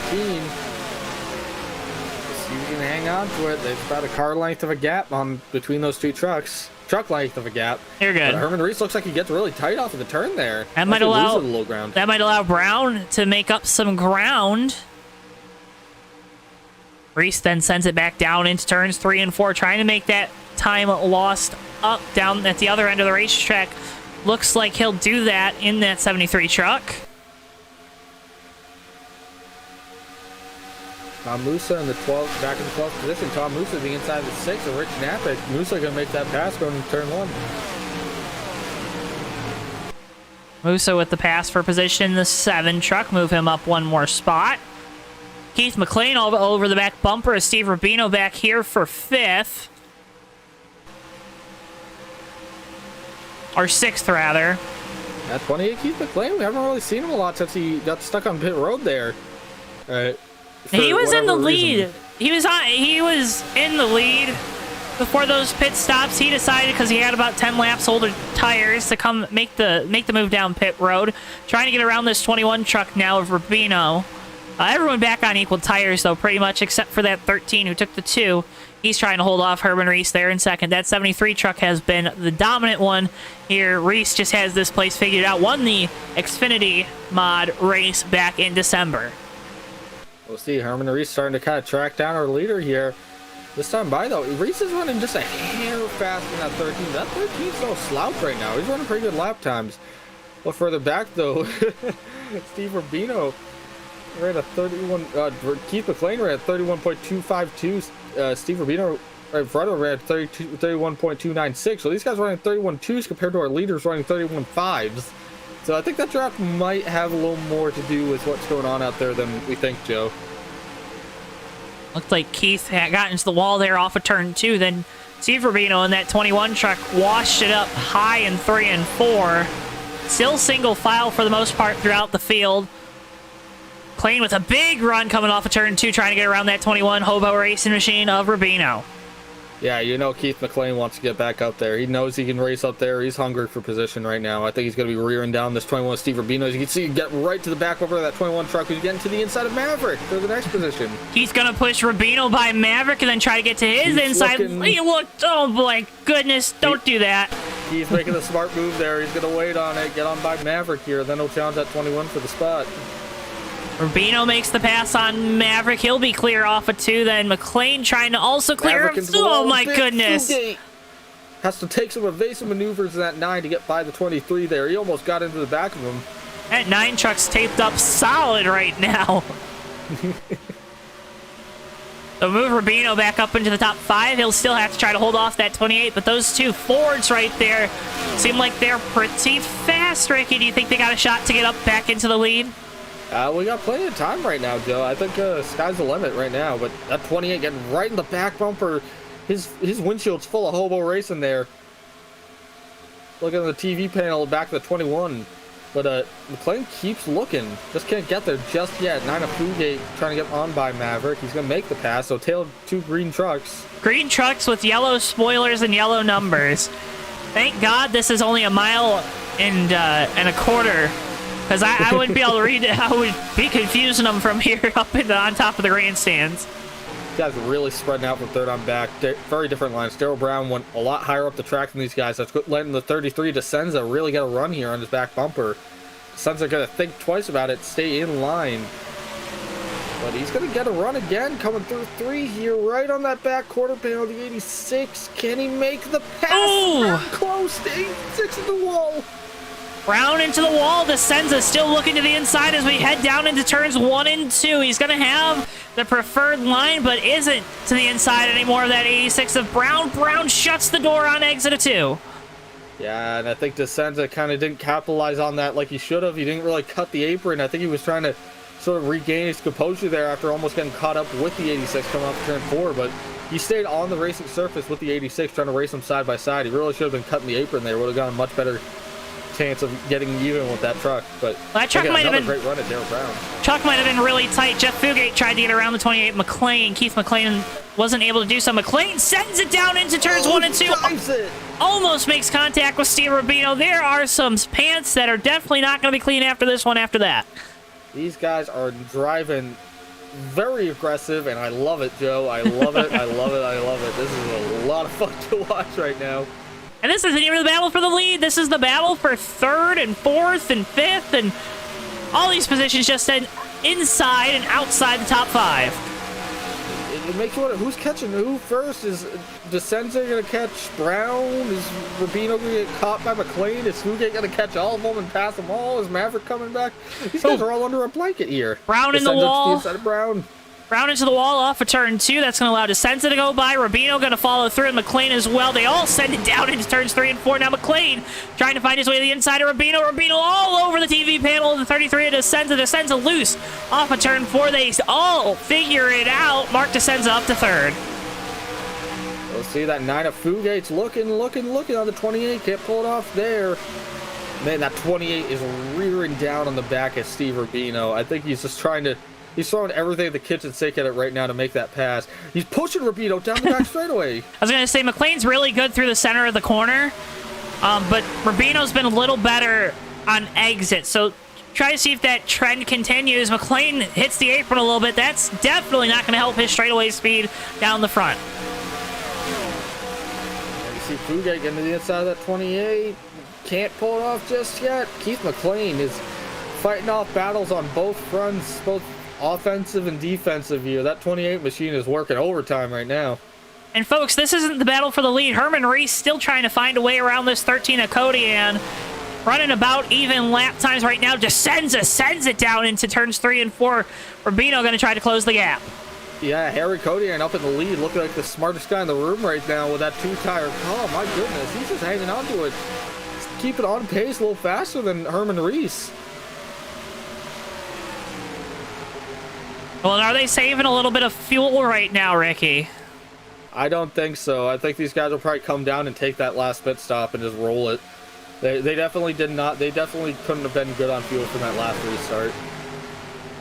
If it was only 35 to 38.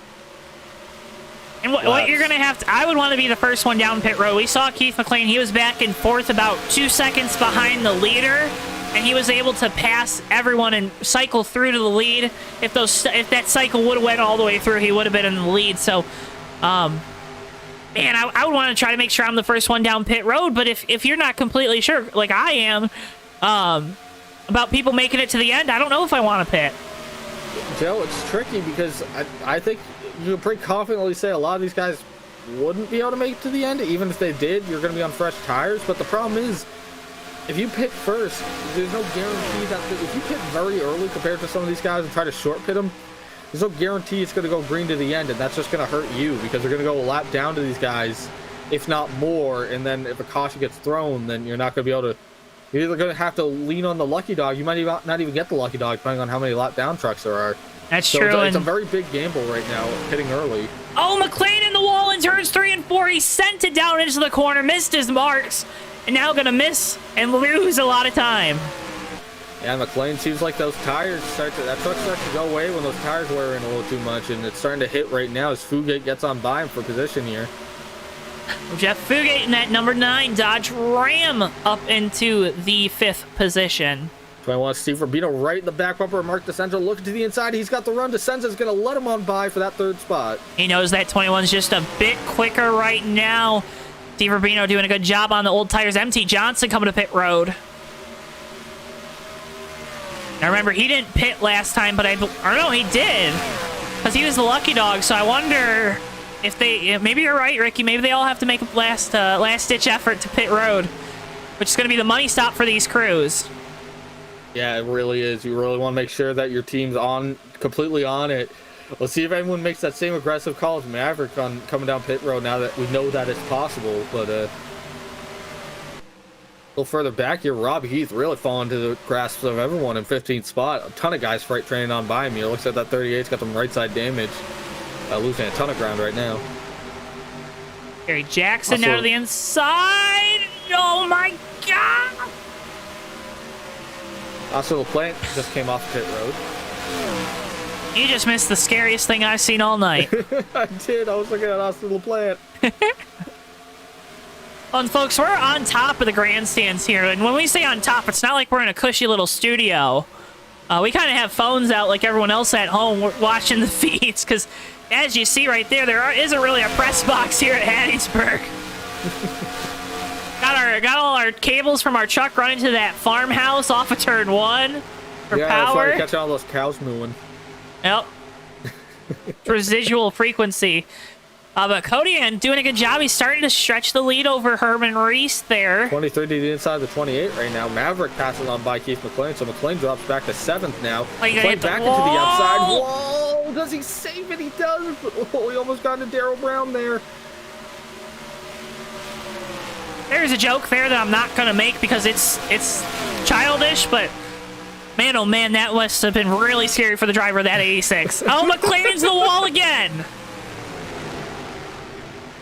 Ricky understood it, so that means you at home gotta understand it. McLean just struggling right now on those old right sides. Darryl Brown coming down the pit road right now. All right, so that's our answer. We gotta pit one more time, folks.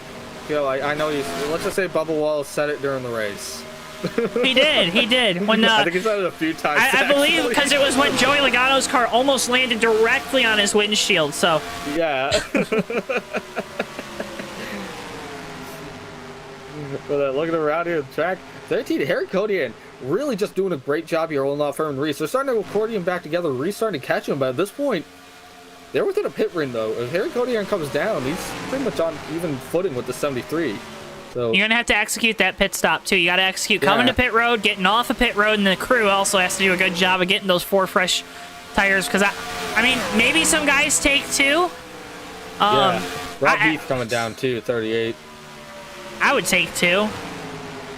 We'll see. Darryl Brown just took 4 tires coming off now. The problem is, Joe, about taking 2 is that how much fuel do you need to take here? If you have to take 2 cans or even a can and a half, then you're not. But why are you gonna have to take a can and a half? We're under a third of a run. Actually, you know what? You're right. Yeah. You're gonna have to take half a can, if that. I'm stupid. I'll shut up. No, you're not stupid, Ricky. You're not stupid. You're a smart fella. It's just sometimes you forget the basic math. Oh, Keith McLean coming down pit road. So Keith McLean tagging out, getting some fresh tires here. That 28 truck really needs those fresh tires right now. Yeah, absolutely. He is best on those fresh tires. I'm sure he loves it to be on those fresh tires right now. Still watching our top 3 battling for position. Rubino all over Reese, all over Kodian for a position. I don't know. Big deal here. These guys all have to pit then. I think they've made their bed. Yeah. They're all going to have to come down pit road, but it's just a question of who comes down pit road the fastest. You know, who tempts fate with entering really aggressively onto pit road here. Yeah, I mean, that's where you can win the race, though. If you can cut a second or so compared to everyone else, I don't know. I would.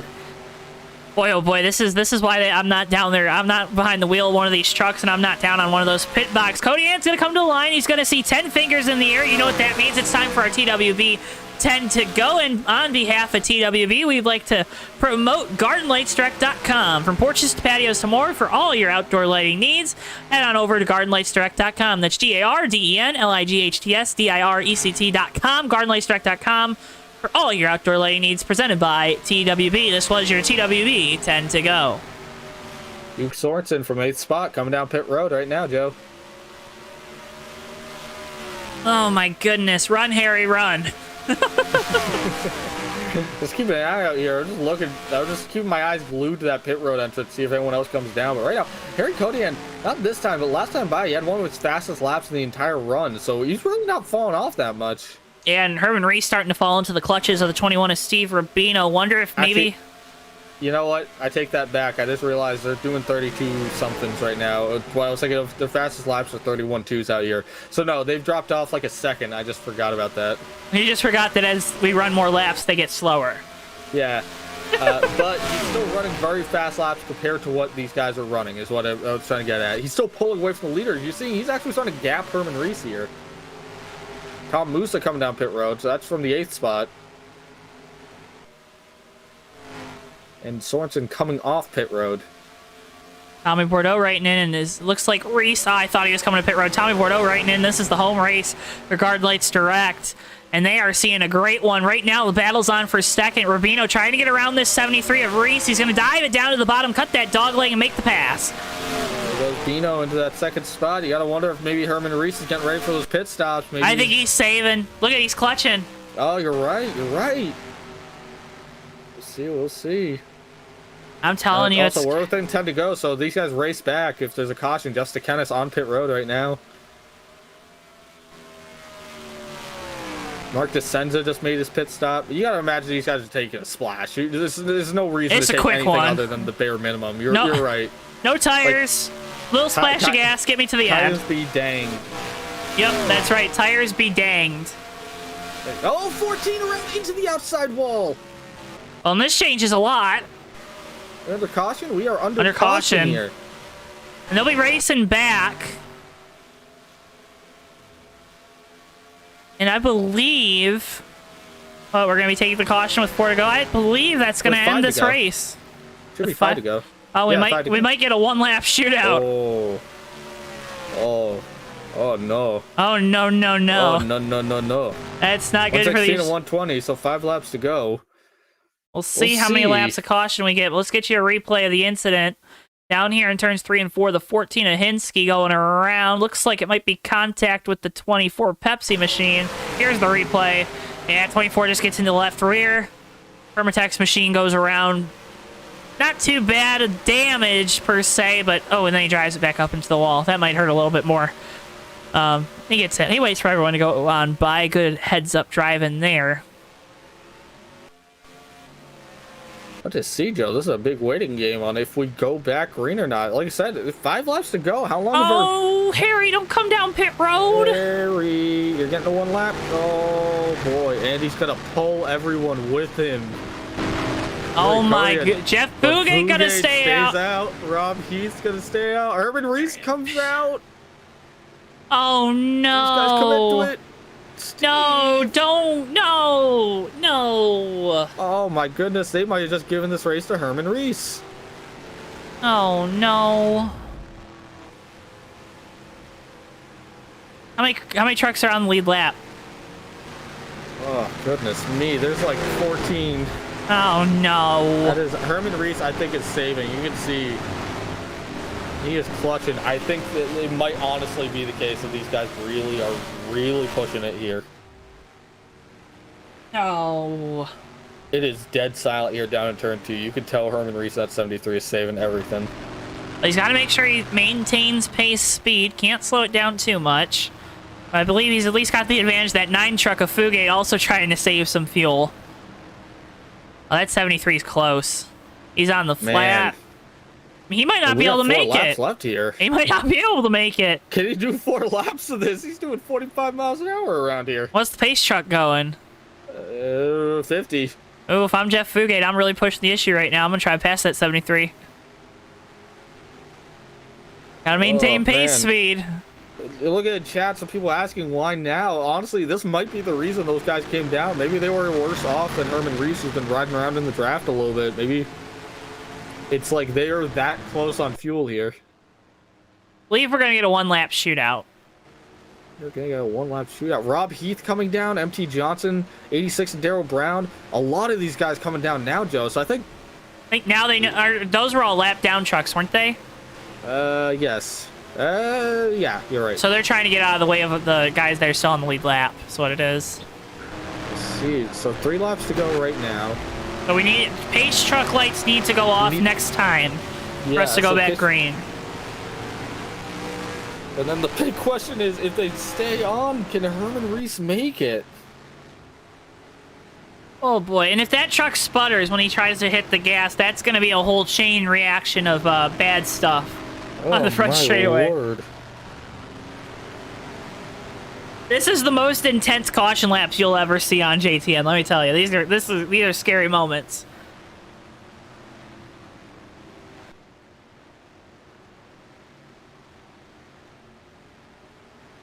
That field is silent right now on the back straightaway. In suspense. See if the pace truck lights go off. I have the feeling with a lot of people coming down pit road, it will. At least we hope. We want to see a green flag finish, right, Ricky? But if you're Herman Reese, you want to see those lights stay on.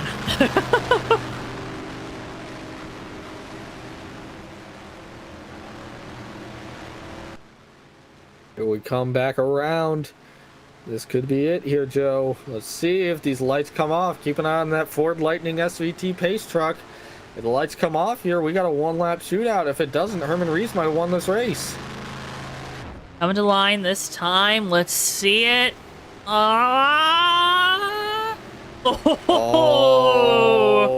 my goodness. Going green with 1 lap to go. Herman Reese, who is possibly on fumes here. He is saving like it's nobody's business. We'll be starting from first. Fugate in the 9 truck will be starting in second. Maverick in third. Ronald Luzier in fourth. Andre Rue in fifth. Andre Marcion in sixth. Ricky Bumblow seventh. DJ Hinsky in eighth. Steve Rubino in ninth. And Harry Codian in 10th. So Rubino and Codian were the ones that pitted. Who can make it from here? Can these guys make it? That 1 lap. 1 lap. 1 lap. That's all we need. All we need. Don't sputter, because if you sputter, that's so. You know, Joe, those all aluminum North Star V8s are pretty lightweight. You know, all that aluminum construction. If the heads hold out, then they get pretty good fuel mileage, I've heard. We'll see. We'll see. Oh my goodness, this is tense. This is gonna be crazy, and we gotta call North it. Star like it's 2002. They don't even have those anymore. Oh, this is an 09 truck mod, so. Herman Reese here we go. gonna have control. This is the money restart.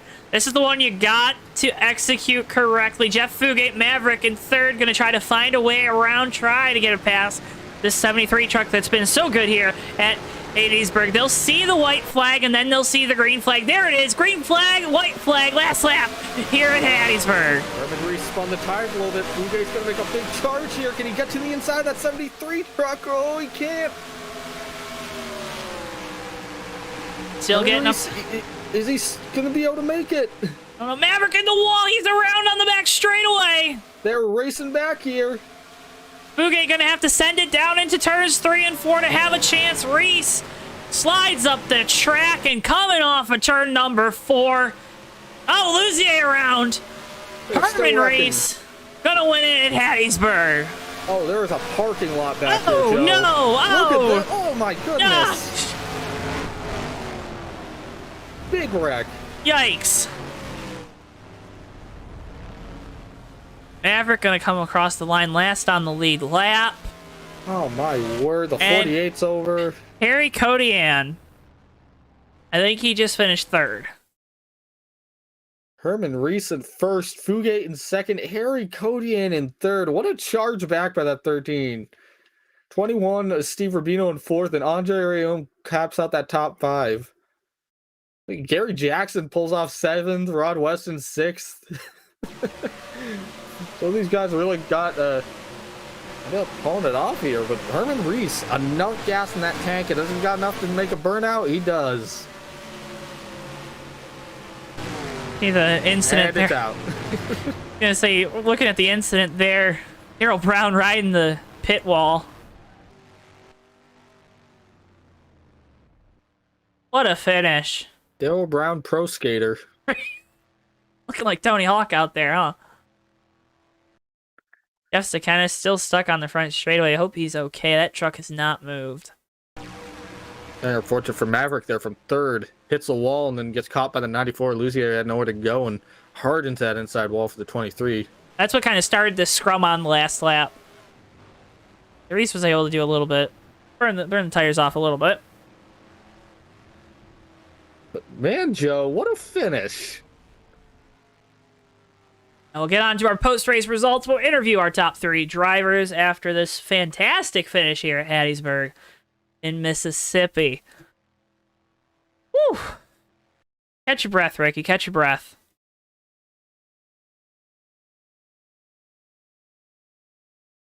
Dan Rubino writing in LOL. I believe that means laughing out loud. Is that correct? I think that is correct. Okay. Woo! Look at me, I'm smart. These results here. Harry Kodian ends up leading the most laps tonight. A good run from the 13. He'll be the first one we talk to here in post-race. Waiting for drivers to get set here.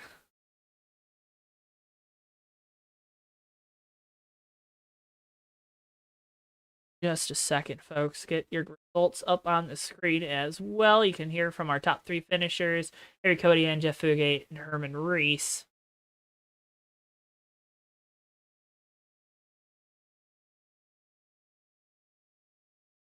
I always like trying to get the results on the screen real quick, Ricky.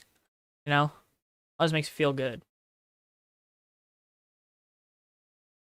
Cool. Having a conversation with myself. What's new?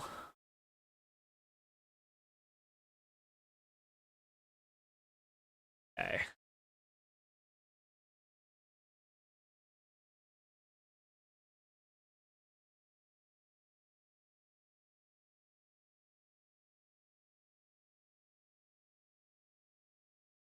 All right, well, actually, let's start with starting with our second place finisher tonight, Jeff Fugate, driver of the number 9 Ram. Jeff, you got a copy?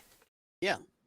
Hey man, let's I don't know if you saw the melee behind you at the end, but it seemed like it was going to be a melee there at the end. What was the thought process? You were staying out for sure when you saw those guys pitting though in front of you. What was going through your head? I figured I had this thing won until Herman come back up on the track and he stayed out. I was hoping for the green to stay out and no caution because I had enough fuel to make it to the end. I'd been clutching a little bit and about 10 to go. So I was even up on laps, so I was good. And let's talk about fuel saving, because I think there's some guys that maybe out there, maybe they're watching, maybe some little young Jeff Fugates that are watching, maybe want to get into racing. What's the art of fuel saving for you? What's your strategy? Because there's a lot of different ones out there. Well, yeah, there's several ways. You shift early, don't over rev, ease off, ease on the throttle, try to stay in the draft, and clutch anytime you can. Now let's talk about the racing out there. It seemed like it was a lot. It was very one groove. Was it hard to make those passes? How'd you have to set up the passes? Because you made a decent amount of them tonight compared to a lot of your fellow competitors.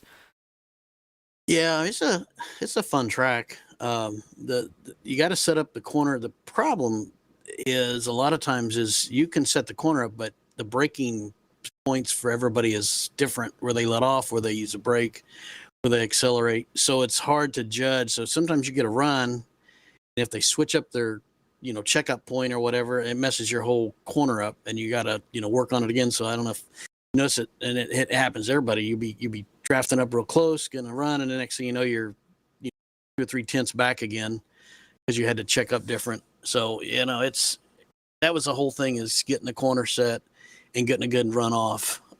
You had to try to set up and do that. You couldn't just drive up and pass somebody. It was all in the corners, basically, how you entered or exited the corner. Well, seems like you had a very good handle on it, and you did a great job tonight, Jeff. Congratulations on the runner-up finish. I know you had to be licking your chops there when you saw all those 3 guys in front of you coming to pit road under that last yellow, but hey, sometimes it's not meant to be. Had the strategy right, just the race didn't fall the right way. You know the drill. Time is yours, floor is yours. Thank all the sponsors, all the people that get that 9 truck out here week in and week out. Yeah, it was fun, and you guys doing a good job, JT in there. Thank you guys for what you guys do covering these races, and Steve and Dan running the league, and all the guys. It's a good race tonight. A lot of long green runs, and yeah, took it easy on Herman there on that restart. I didn't cause to see the one to finish, get not finished. So I knew we had a couple trucks behind us with old tires, so that was fun on that restart, and that made it pretty good. So it was, in all, it was a good race tonight, and good job, guys. Hey, you did great in that sun drop truck. Jeff Fugate, driver of the number 9. Congratulations again. Good luck next week. Thanks. Ricky, man, he had the strategy right, and just the flag fell the wrong way. Yeah, and that's just the name of the game there. Everything goes, you have everything in your favor, and just one little factor it's out of your control, and the whole thing goes to heck. Well, the guy that had everything go his way, did you need to go back down there, Herman? I don't know. Nope. Okay. Well, of course you talking strategy. Well, I mean, they should be talking to you. You had the strategy kind of figured out there at the end. Decided to stay out. We saw you were kind of out of those top 3. You were the guy that was saving. Were you a little scared though? Because it seemed like you kind of started saving late. No, I saved the whole time. Okay. I was right there at the very end. I was gauging where the 4th place car was or truck, and so I didn't need to run I was right at the number when the car. I had to let Steve go, and I didn't believe those guys could make it, so they were running hard. And once I got close to the number, I know talking with Jeff Fugate, he said he was going to be able to make it, but when the caution fell, I was good to make it.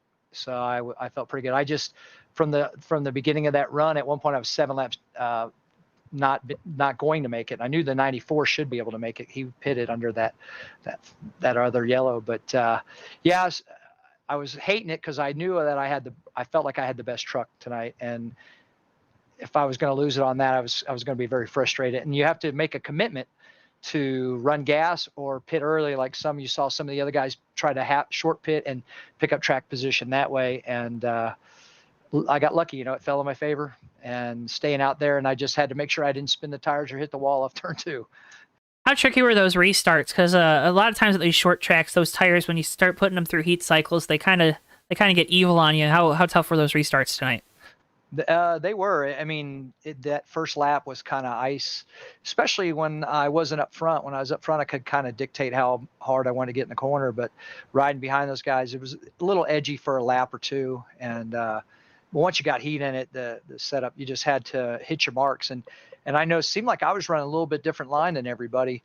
And when Keith was in front of me, I felt like he was just a little too close to the bottom, and that's where I was killing him on exit. And eventually I just pulled away, and I didn't want to pit. I was out of gas. My car was still running good there at the end of that one run.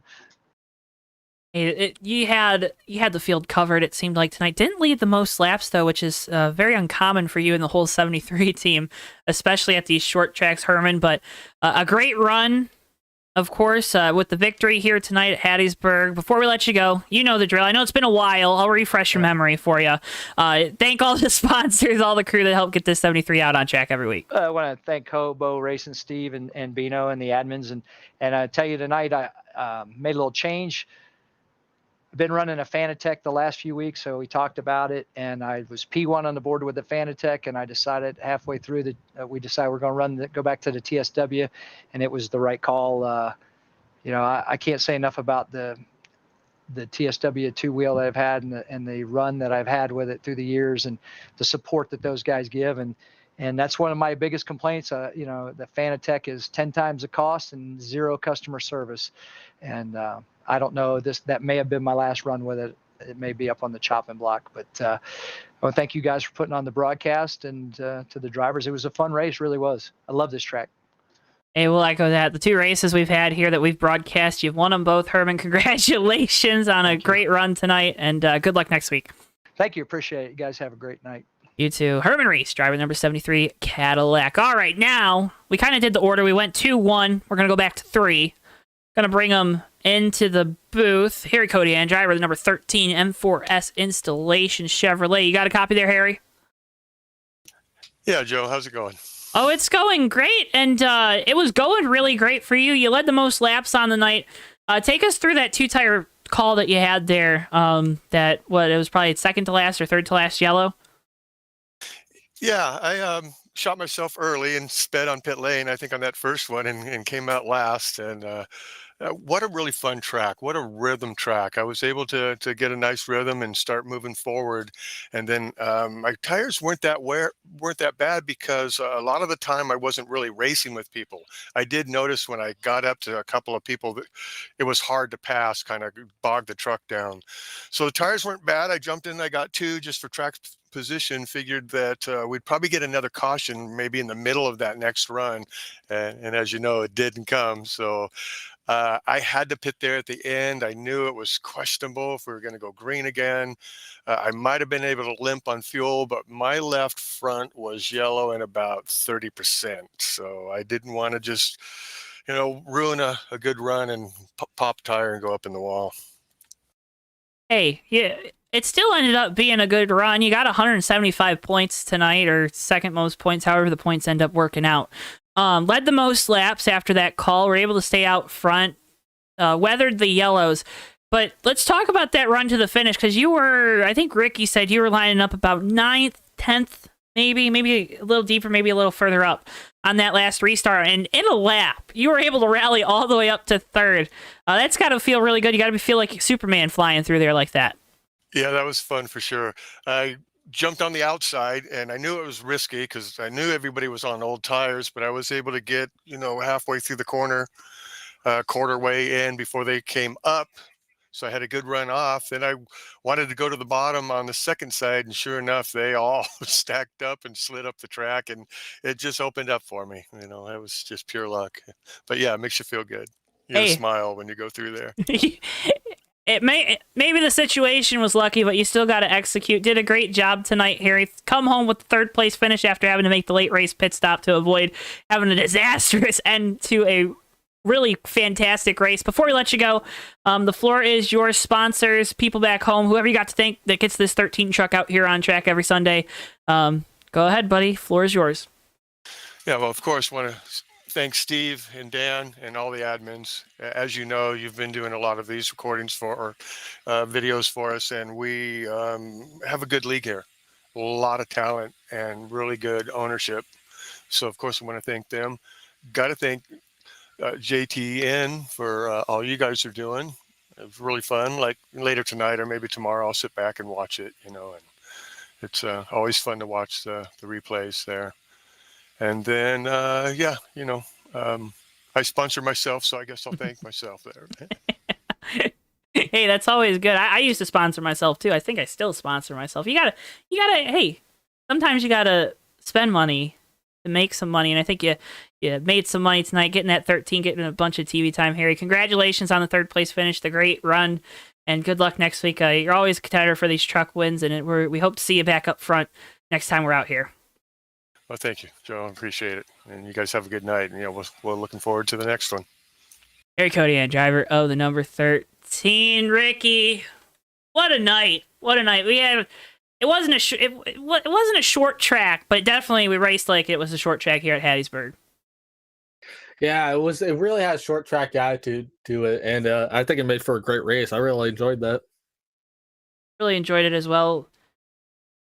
But yeah, what a fantastic race. Had a great time tonight. HOBO Racing always puts on some of the best racing, and folks, you're not going to want to miss any of the racing on JTN. Make sure you're subscribed to our YouTube. Just over 550 subscribers. What a fantastic milestone. We're just going to keep on pushing that on up to 600 as we go through the next month or so. Have a bunch of broadcasts coming your way next time, Thursday night, 9:05 p.m. Eastern, with the Bomb Squad Racing Cup Series. You're not going to want to miss that race from Kansas. And with all that being said, that's going to do it from us here in Mississippi at the Hattiesburg Speedway. For Bristol, our producer, for Ricky Klett, I've been Joe Twansky. Thank you so much for tuning in, and we'll see you guys next time live here on JTN. Have a wonderful night, everybody. Yeah, and they're going to be 3 wide coming to the checkered. Never mind, they're going to be... Oh, Maverick! turn wide! Who did that? Turn 4 into the tri-oval. Whitehill through the grass. It's going to be Noah Joyce winning his first career race in the Red Bull Cup Series. All right, and they're wrecking behind them. We got cars flying everywhere. Cars upside down, but it doesn't matter. Noah Joyce has done it. He's won at Daytona in the 3 car. Comes Musa. Musa's gonna. Oh, he's gonna use that apron. He's gonna use the apron. They're gonna be side by side. Coming off the corner. Boy, back to the inside. It's gonna be a drag race to the line. Musa gets it.